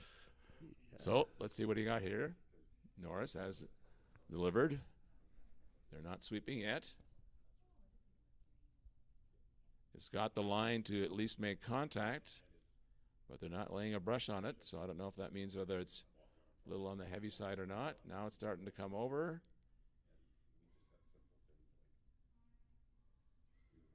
Very nice. A very nice shot, but there that shows you the difficulty of the freeze. Yep, that an excellent shot, but that a little bit extra weight, the separation is a critical part of that result.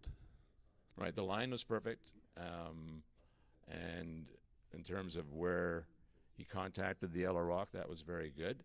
But you said just that separation, well, now gives Peterson the opportunity to pick it out, and I think the call suggests to me that the yellow one in the top of the 8-foot circle may be 1, 2, 3. I agree. Third shot. I agree, because otherwise they might be looking at playing some softer weight or something to make sure they stuck around. Play for one if you're only laying second shot.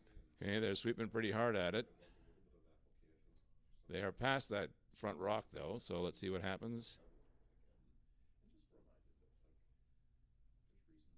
Oh, very good shot. Very good angle. A very positive result. Score of a 2.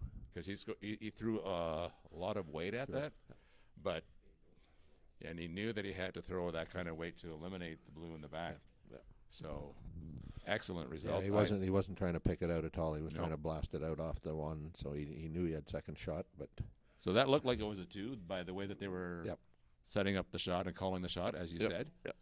And let's see, in the women's game, we are now down to Baudry's last shot. We got Hayward. I think Hayward is a shot and then Baudry, right? Yeah. So once again, the yellow rock and the hack was hidden. Yeah, exactly. And when people are in front of you, it's hard to see through them. We'll see if we can take a look at that for you, at least to give you a shot of how that looks. I've discovered that if I go to my webcam first, I get a better opportunity to give you the picture without a delay. So that was a little bit of one. Let's try it again. Okay, here, let's see. There you go. That's what you see.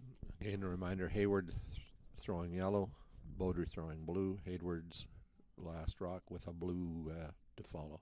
And you can see from the picture that Baudry is counting 1. Looking at the ice, though, Do you think they're maybe going for?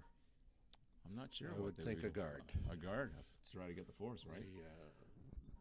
The blue, yellow that I talked about Right. a long time ago from the other end is an automatic 5. Right. So there's got to be a guard on that blue center line. And you want to be protecting the outside part of the rock for sure. And it looks like they've done a that. pretty good job. Yep. I would say that's about as the best you could hope for. You can't protect all the angles with that many rocks in play, but I think that's a very good spot. So Baudry is taking a good look at it now. And yes, they have made it official. Peterson has counted 2. So they are now up 4 without the hammer, but very difficult to generate a count of 4, especially with Peterson showing a lot of prowess on the hits today. We will switch over to watch the women's game then, and we'll keep you updated on the men's if something unusual happens, as we expect that just to be a very simple game where Peterson will be hitting basically everything they can see. That's blue. So now Baudry has put the broom on the right side, our right, looking for the out turn, hoping to catch a part of the button. Is that the plan? Or does she think she can get to the blue to nudge the yellow a little bit? Hard. Since we haven't been watching, we don't know for sure what the ice is, but one would guess it might be just try to get past the yellow guard to tap the blue on the top of the 12 I would say with the weight that she is inside just by her reaction. Yeah, took off and may have picked. Yeah, that's more than just took off. It totally changed direction. So that will not change anything. There will be one blue. And that means that Baudry will be up 1, coming home, but without the hammer. So that another very interesting end. But like you said, we missed a little bit in between, but they had that set up to eliminate that yellow fairly early on. So I don't know if there were guards in the way or whether there were missed shots, but there was definitely a shot for a big end, a game-ending end. Exactly. But now this will be a very interesting, challenging end for both teams. One down with the hammer is not a bad position to be in the modern game of curling. Yeah, and I would say that Hayward also has a little bit of the momentum on her side in terms of how the game started.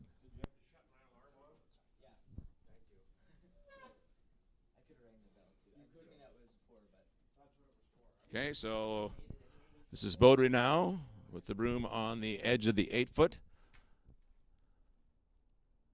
She will be trying to. That's an interesting position for Baudry. It's always being one down without. Do you play to steal or do you play to force?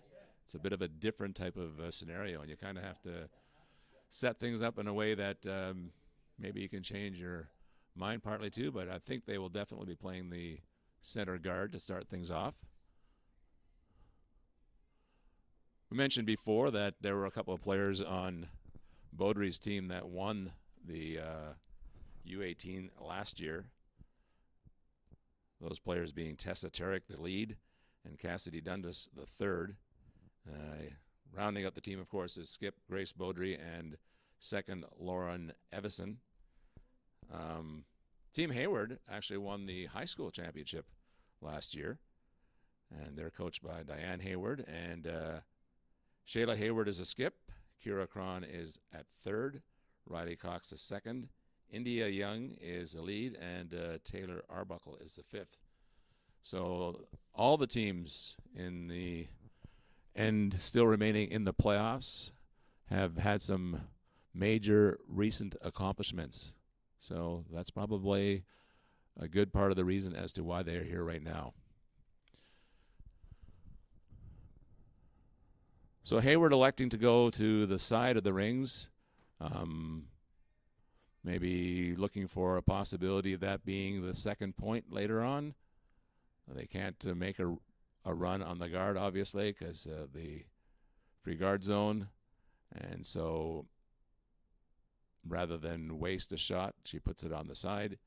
And rather than maybe going to the middle and having the game go that way, she, like I said, puts one to the side. And hopefully that will be, she's hoping maybe that'll be her second point at the end of this end. But a lot of play to go till we get there. Meanwhile, on the, you can actually see the sheet number 3. You can see what's happening there. Peterson obviously doesn't want any of their rocks in play to complicate the matter, so they have to throw 1 or 2 through, and now they are ready to hit. Their first 2 rocks really can't do much, but they're now in their 3rd stones already. And Norris actually has 2 in the house. So if this was the last shot here, they would still need 1 more. So you can see how difficult it is to generate a 4. And the rocks on this side that are left and remaining are definitely a possible double. You would hit the top rock about a third, or even maybe a half. You might not stick around, but that would be okay. Okay, looking here now on sheet number 2, Hayward is to throw. Beaudry has put one in the back of the house, just into the 12-foot a little bit. Beaudry playing some light hack weight to nudge this one out the back, and that is exactly what happens. So there are her 2 points for now, but like I said, a lot to happen. Norris has elected to do the guard as well. He does not want to give them a shot at that double. So Peterson calling on third Nick Senf to eliminate the guard. Does not want to stick around. And eventually Norris will have to put another one in the house. This one's a little bit outside. Just nudges the rock. Not out of play, but into a situation where it's not going to come into play. Beaudry made a good shot as they hit and did roll to the center, partially behind the guard, and Hayward now is immediately elected to run the guard and to get rid of it, try to clear things out. She does not want to give up a steal in this end, but this one overcurled, and all she did was replace it, so that really didn't do much positive for them, except it's their own rock now, but she was not looking for that result. That rock needed to roll away either direction, although rolling to the offside would have run it back onto the blue stone. But needed to roll away because the Beaudry team now has the opportunity to begin to guard a rock in the 4-foot circle and ultimately force the team to draw to the button. Yeah, and it's a good rock. It's not on the button, but it's a good rock in that it's in front of the tee line, and that's a tough rock to beat if you would have 2 guards still in place by the time it came up to your last shot. Certainly it's a rock that may steal, but more importantly it's a rock that could result in a force of 1 to tie. Right, even with a made shot at the end. So now Norris ending up going into the rings. Pretty well has to at this point, and putting it in a position where, well, he's really hoping that Peterson has to gas one of these, and it's pretty hard to do when all of these are so clustered together, but sometimes you get just hit a little piece of a rock and it stops you from getting the second rock. But Peterson in control. He needs to make this one go away. Ideally, he'd like to double one off. Yeah, but he's in the nice situation where Peterson himself has 2 rocks to come. All he has to do is make a shot with each of his stones. And there's no guard in play, so it will be open. Yeah. That's right.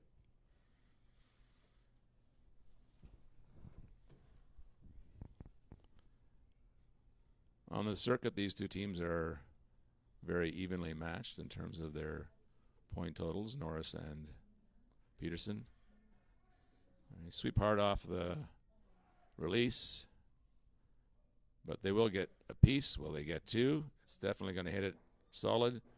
There is a second, And now I think Norris will have to say that will be it. Game yes, over. they shake Double hands. kill ends a game. A big double to end the game by Peterson. And Peterson will be moving on to the finals and facing Freeman. And like you said, also significantly, they will now qualify for the Canadian U18s in Timmins, Ontario in February. That's the result that you might have predicted. The Freeman and Peterson teams are, I believe, the top two seeds in the event, coming into the draw and the seeding done by the other teams who rank them based on their assessment over the year and so on. So it is the final game that you would have predicted. So that means the organizers set up the draws the way that they probably should. Just looking at where we are at right now, I think we're into the third stones. In this, yes, this is the. Okay, third stones being thrown in the Baudry game by Cassidy Dundas. They're looking again to guard, like you said before. They're just trying to protect that rock in the forefoot, and if they continue to do so, it's going to make a difficult shot for one and an impossible shot for two. Exactly. And good separation now on these two guards. That long guard makes a double peel more difficult, not impossible, but. So Hayward's now looking at a way of getting two. The options she had would be to do the long guard, but she's looking very carefully at that one in the front on the top of the 12 and maybe slashing that one back. She could certainly make contact with the rock in the forfeit if she hits it with the right angle. And where it would go after that, whether it would... She has indicated an interest in hitting high side rolling to her left and biting. Yeah. But the risk of running blue onto blue back onto yellow right. Is pretty huge. So just splits it away, just peels it. Like you said, hanging on the side would be better. The angles, like you say, probably wouldn't have worked in their favor if they had made contact on the blue. There would have been a chance that they could have slid past their yellow, but it would have been a slim chance. So we're looking now at Baudry again, now probably wanting to replace the rock that was just eliminated. I would think she'd want to be higher. Yep, right. The greater separation, higher guard. This is Baudry's first rock. But to some extent, the line is more critical than the distance. The right, guard being touching center line. Do you think if she left a really long guard that Hayward would be tempted to draw around on her first and try to get shot? I'll be honest and say I haven't watched these young people play enough to know tendencies, right. But my instinct is to say she probably will take off the guard. Right. And just be content with the one and look for getting the victory in the extra end. This one's curling a fair amount. Now that has over curled and that would actually make that rock available, right? Probably does make that rock available. So now advantage is swung back.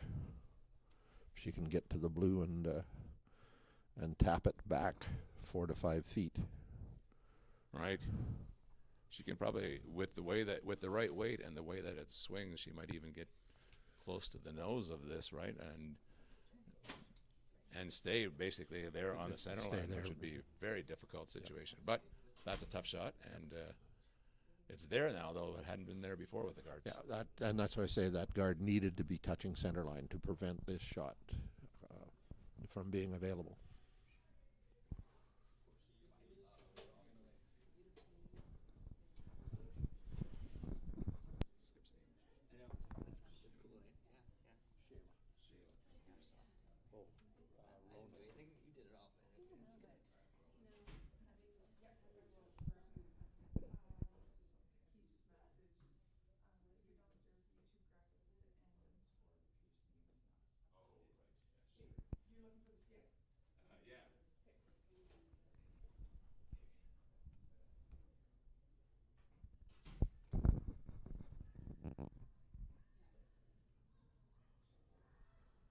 So here comes the rock, like we said, very important.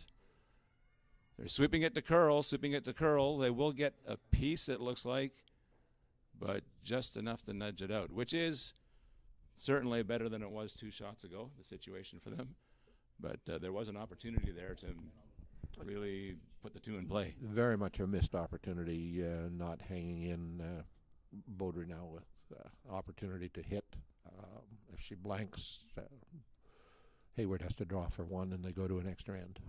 If she hits, Hayward has to deal with that in context of still only scoring 1 and playing an extra end.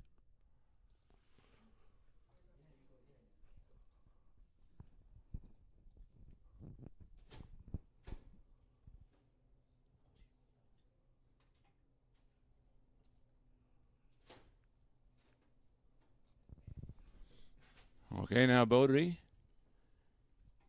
in the hack. Big game. They're going just for the straight hit. They do not want to put a 2 in play, obviously.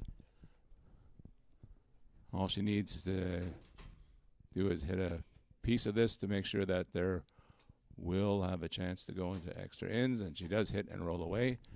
And now an interesting decision for Team Hayward. And this, again, like you said before, kind of comes down to personal preference. Would you like to draw to the 4, or would you like to hit the rock that's in there? Yeah, preferences and tendencies, and you know, the hit would appear to be an easy hit. All you have to do is not roll out of the rings. Right. Draw. They've been playing, particularly the far end of the ice. We've seen a tremendous number of excellent draws from both teams. They've got good command of the draw weight. So. There isn't. It is in the back 8, so that means there isn't a lot of room to roll to. Like you roll 4 feet to the right, and now you're out of the ring. So it looks to me, by the way they have their broom, is they're going for the draw because they don't have it placed even with the rock. So that would indicate they're going for a draw. And here, basically, what they need is to get full 8 foot and a little better than that. Just playing the draw, which is the confident shot for the skip. I like to see the skip knowing that they can draw to the basically draw to the 4 foot circle. Right. That you have to be able to feel like that is at your back pocket. Yeah. Obviously, that's easier said and done in the 7th end than it is in the last end, and then everything is on the line. So they've released it. We'll take a look at the sweepers. The sweepers often tell you what is happening. It looks like they're sweeping, but not frantically. Just kind of now they're coming up. Now they're sweeping hard. Now the 3rd has come up to help. Is it going to be enough? It's going to be close, but is it going to be enough? And it is just barely. We had some naysayers here behind us that looked like it wasn't enough for a while, but what a wonderful it just rolled. I was surprised that they kind of stopped sweeping at the. Well, they knew it was there. They knew it was there, right? Nicely done. Nicely done. Excellent sweep. Good pressure. So while they're taking a little bit of break, we have a chance to talk to the winning skip on the men's side, and yeah, that's fine. So Ronan Peterson advanced with a very convincing victory. It looked like from the first part of the game you got good control and never really relinquished it. Yeah, the boys came out really focused and were playing really well, and just really good, complete game. Yeah. You played Norris, I think, a number of times on the circuit as well. I mean, I guess it's a hit and miss whether you happen to go up against them when you're there, but they're in the same kind of games and tournaments that you are, right? Yeah, and the MJCT and stuff, yeah. They're always a great team to play against, really fun guys, and really great competitors. What did you, in terms of the men's side, to get here? It was a bit of a It was a mess, battle, right? Yeah. You kind of set your spot early because you won the game on Friday morning, but if you hadn't won that game, then you probably realized it would have been a big, like, 4-way tie for 3rd or something. So yeah. So that kind of speaks to the parity that was on the men's side. I mean, you had Olofsson beating Freeman, and yeah, no, all these teams came out and played really, really well. It was a bit different than the Canada games where everyone was just beating each other, and it was there was 2 teams 3-3, 2 teams 4-2. It was really, really tight. So obviously, ultimately, the goal of this now for you is to win the championship, and but it probably feels pretty good to have the berth to the Canadian U18s in your back pocket. Yes, it really does. It was nice to get it for my 2 guys that are aging out next year. So it was, really nice. Well, thank you for coming to talk to us, and all the best. And like I say, it's been great watching you, and not only to watch you curl, but to watch the sportsmanship that is obvious there as well. Thank you again for coming in. Thank you. All right, now we're down to the last end on the women's draw. Is it just me, or every women's game that I cover goes into an extra end? I feel like it is. So it's just an indication that that these teams are very well matched. well, yes, and we've. I think as you were out on the ice before, I was talking about that. I mean, we have Hayward, who won the Manitoba High School Championship last year. We have two players on Baudry's team that won the U18 last year, and then on Team Wall, we have a team that's already qualified for the Canada Games. So, not only teams that are strong curlers, but like as you mentioned before, teams that have been in that situation where they have to win. And we should also be cognizant of the fact that, if I'm not mistaken, Grace Baudry was in fact the finalist a year ago in this event. That's correct. So, That's correct. So we've got on her team 3 people who were in the final a year ago. So they're seasoned for such a young age. They're seasoned competitors all. So I will get my camera set up so you can see what's going on. And there is another guard that is basically covering most of the blue stone on the back of the 4. So you won't see that on your camera, but it's right on the center line. And like I say, basically covering all of it. And we are now to the last of the lead stones for Baudry. And that is, as you mentioned, one of the players that was here as a winner last time around, and that is Tessa Tarek. I'm assuming she won that with her sister last year, because I saw there was a Tarek skip as well, right? So Baudry trying to put another one in there on the 4-foot.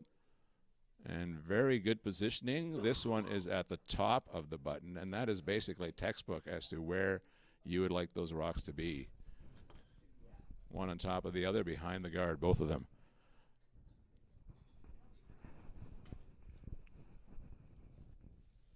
So now we have the second for Team Hayward, Riley Cox. And they're looking to put another rock in there, maybe move things around, change the angles a bit. But Hayward looking to steal, so they have to be aggressive, trying to get something that will be hard to remove later on. I won't be caught again, Dennis. The bottom of the screen is the front of the rings. Yes. But that rock has slidden through Right. a mistake that can You be really, done. if you're trying to steal, you really need to keep something in play at this point. So the miss, like you say, the pro miss would be to be light, so that it might be able to use later on either to drive back or to guard or something. There is a guard in play, a Yellowstone sitting just outside the screen, pretty much cutting the center line. So that's what those 2 rocks in the blue are not just easily removable.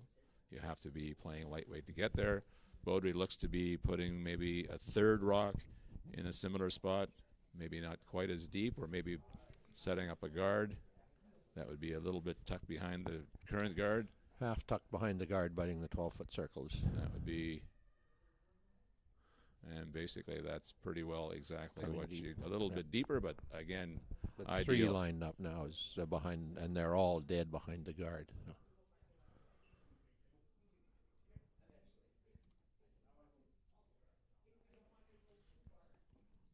Okay, just updating my scoreboard here. So they're in the extra ends, 5-5, and we've said it before, a lot on the line, but these are teams that have been in that position before.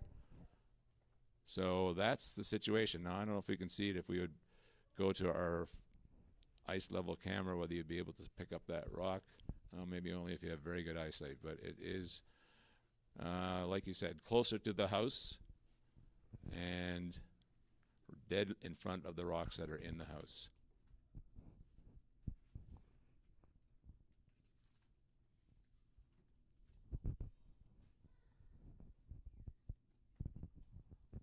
Okay, this one also seems to be hanging out there.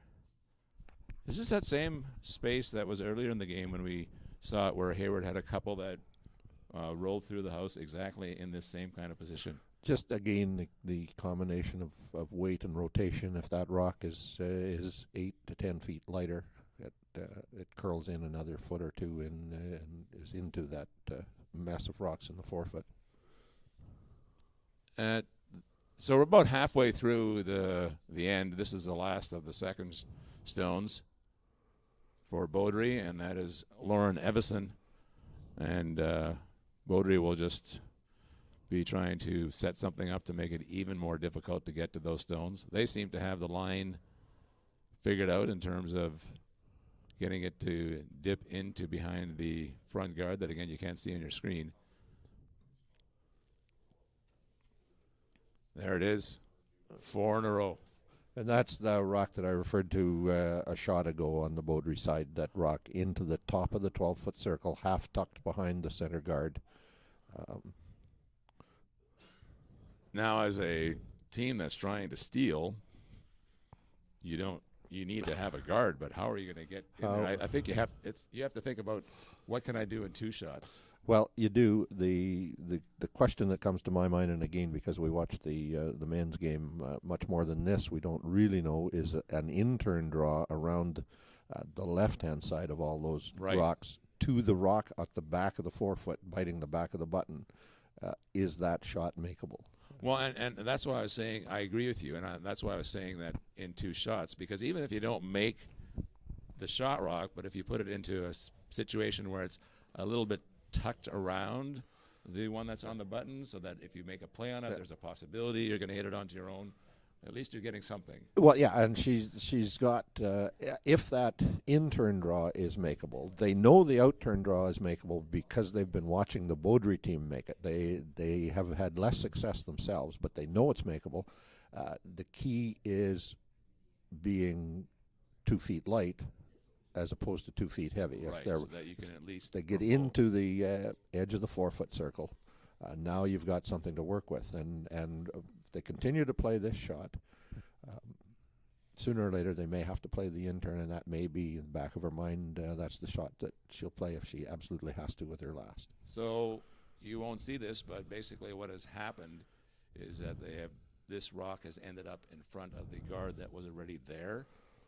And so, as a result, not really reducing the pathway, but unfortunately not playable or helpful in any kind of way either. No, she overreacted to the fact that they've been a little bit heavy with those draws and came up about 4 or 5 feet short of the rings. But they've been stymied by this particular place on the ice every time that we have focused in on them. So. Sometimes that gets in your head. It absolutely does. So now Beaudry looks like they're going to be, I would think at this point you might be looking for a guard, and that's what they are. So a more traditional guard in terms of, I have the rocks where I need them. Let's just cut off the path altogether. And again, the guard now has come to rest about 2 feet off the center line, dead parallel with that center guard that we've talked about before. So now they do absolutely have to go to the in-turn side and try to make this draw into the back of the forefoot. And again, this is the third last shot, so it's the last of the thirds as well. So they need to get something in there that at least might be able to have a play be made on it. Remember that the Bluestones have last rock in this end, so they've got everything their own way here. Oh, exactly. This one's looking a little bit better, but also a little heavy. The line was there, but just that much heavy. Otherwise, if it would have stopped, like whatever, 6 feet shorter in between the 2 blues and off to the side. Something to work with. Something to work with. And something that Beaudry has to look at and say, oh, maybe they can put it in, or do I have to get rid of it? But right now it's obvious what she's going to do, so now she's going to cut off that path that they just tried. She wants to throw the identical in-turn guard that she threw with the out-turn last time, 4 or 5 feet in front of the rings. 2 feet off the center line. Well, if Hayward does steal one, that would be a skipper's one, because she has not had much help in terms of setting it out. And I mean, it's not anything against the players. They've been playing strong all day, and sometimes you're trying to, you just don't get the weight that you want. Everything's close, but not exactly right there. And right this end, the way Beaudry has it set up, it has to be something more precise to turn it around. But Hayward has been given the opportunity. The guard attempt is overcurled, just touching the center line. So outside. really not changing her path or her shot at her all. path to the button, to that rock behind the button, is the same path. Maybe even framing the shot a little bit in terms of sometimes, well, I just got to get past this guard. Yeah, it's hard to see from, I think, even from our camp situation. You're not going to be able to see it, but good description of it on that Resby. It's just off center, so that's not enough to stop the path certainly to get into the area. I'm not sure if they'll be able to get to a situation to get shot in one. It would have to really go wide and swing in hard. It's got to swing in hard and to get to the edge of the button. They're sweeping hard on it. The line looks reasonable. It's certainly not going to go through. Now they call off. They call off the sweepers. Let's see. Now it's coming up. Oh, it did overcurl a little bit. I thought maybe there was a different reason for them to calling it off. And that actually complicates it even more, because now it's cutting off their path to the button as well. That edge of the button has disappeared now. That rock, yeah. So really, 4 or 5 feet short, a little more weight gets to the edge of the 4 foot with a line to the button at least. I don't even know if there is a shot there now as you look at it. But really, Beaudry just has to cut off any amount of path on the outside part of this rock, and I don't think Hayward's going to have a shot. Don't see that usually happening this way, but you have to say Beaudry's team has played a perfect end thus far. Played a very good end.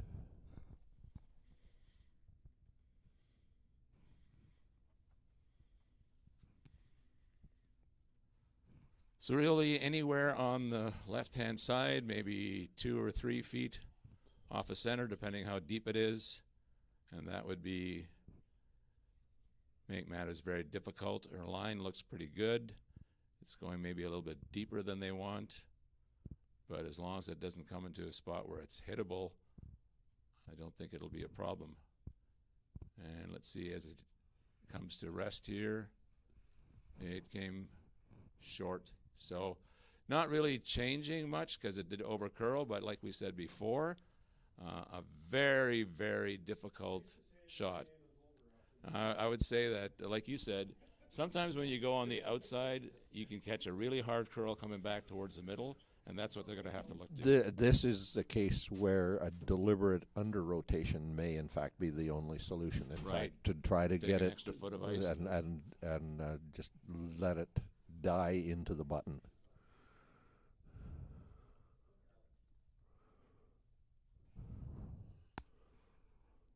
So she's delivering now. Like we've all said, it's a very difficult shot for Hayward. She came close on her first attempt. They're holding off on it. Now they're sweeping. Now they're calling for curl. Now they're off. Let's see, it's coming to our screen now. Let's see what's going to happen here. It is too much, it looks like. Not too far off, but just impossible to get the line. An excellent attempt. There's a case where I would say, at her release, and she's learned to throw a good rotation. She in my mind, had to concentrate on under-rotating the rock, which is a difficult thing to do. But that's with what you get the curl. With that weight, with that under-rotation so that it sort of skids at the end, that might have been a possibility. But it's a great attempt. Great attempt. You're right. At a perfect end, basically, for Team Beaudry as they set that up early, put on the pressure early, really took away any opportunity for Hayward to get things started. Hayward needed to get some kind of great shot in there to turn it around, and that never happened. And they had their opportunities on the outturn side and were deep a couple of times. came short once. Then when they went to the intern side, they just didn't get that shot that they needed. Yeah, I think basically Baudry set it up well early, and then every time Hayward missed the opportunity to get in there, then Baudry made another better shot to make it even more difficult. All those rocks lined up on the center line behind the center guard. From about midpoint of the end, it was writing on the wall. So. Right. Thank you so much for joining us. My privilege. You're going to be coming back for Absolutely. 1 o'clock? Too much fun not to. That's great. We will see if we can get a chance to talk to Grace Baudry and see if we can get her comment on the game. So, a very, very entertaining semifinal on the girls' side, though. But again, the same situation as on the boys' side. The number 1 and number 2 seeds are playing in the final. So both sides of the competition, both divisions, top 2 seeds playing off in the final. What you'd expect, what you'd want, quite frankly. That's right, and we'll have more of that as well coming up at 1 o'clock. And Resby Coots will be joining us again. And thank you again. You bet. We'll have a chance to see if we can talk to Grace Baudry if she is available and if she is willing. It's probably not something that they do very often, but we'll give it a shot.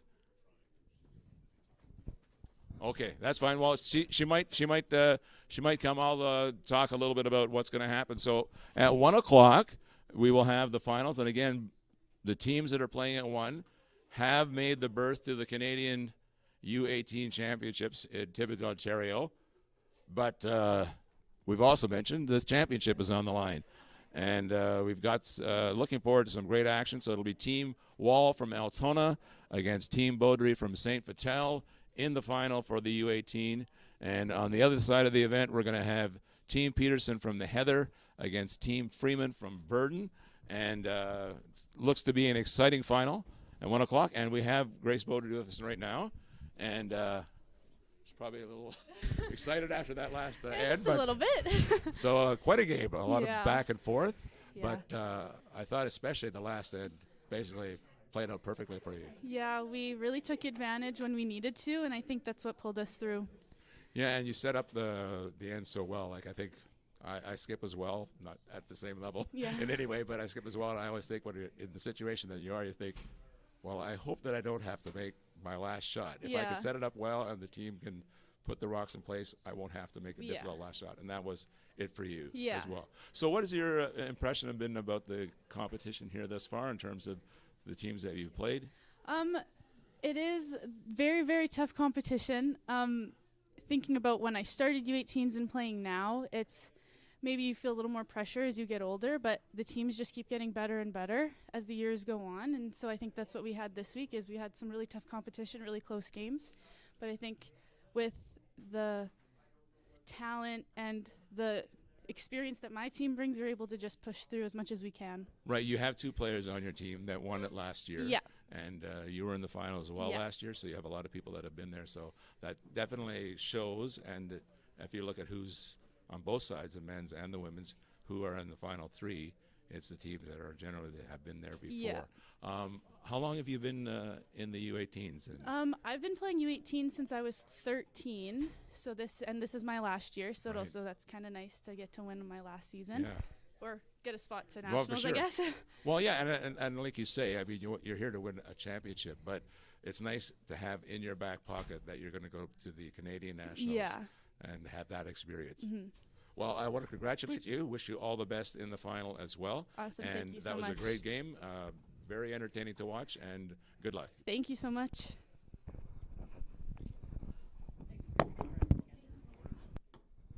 So that was Grace Baudry, and like you said, like you heard her say, she's been at this since the age of 13, and that's often the case with these curlers. They start very young, and usually work their way up to a position of skip. Maybe start off in the front end, and she has been here for a while in terms of being in the mix in the finals last year. So all of that leads to a possibility for an excellent draw here at 1 o'clock with more great curling, more excitement, and we certainly invite you all to come back and take that in. So for the Altona Curling Club and the U18 Championship, this is Dennis Friesen signing off.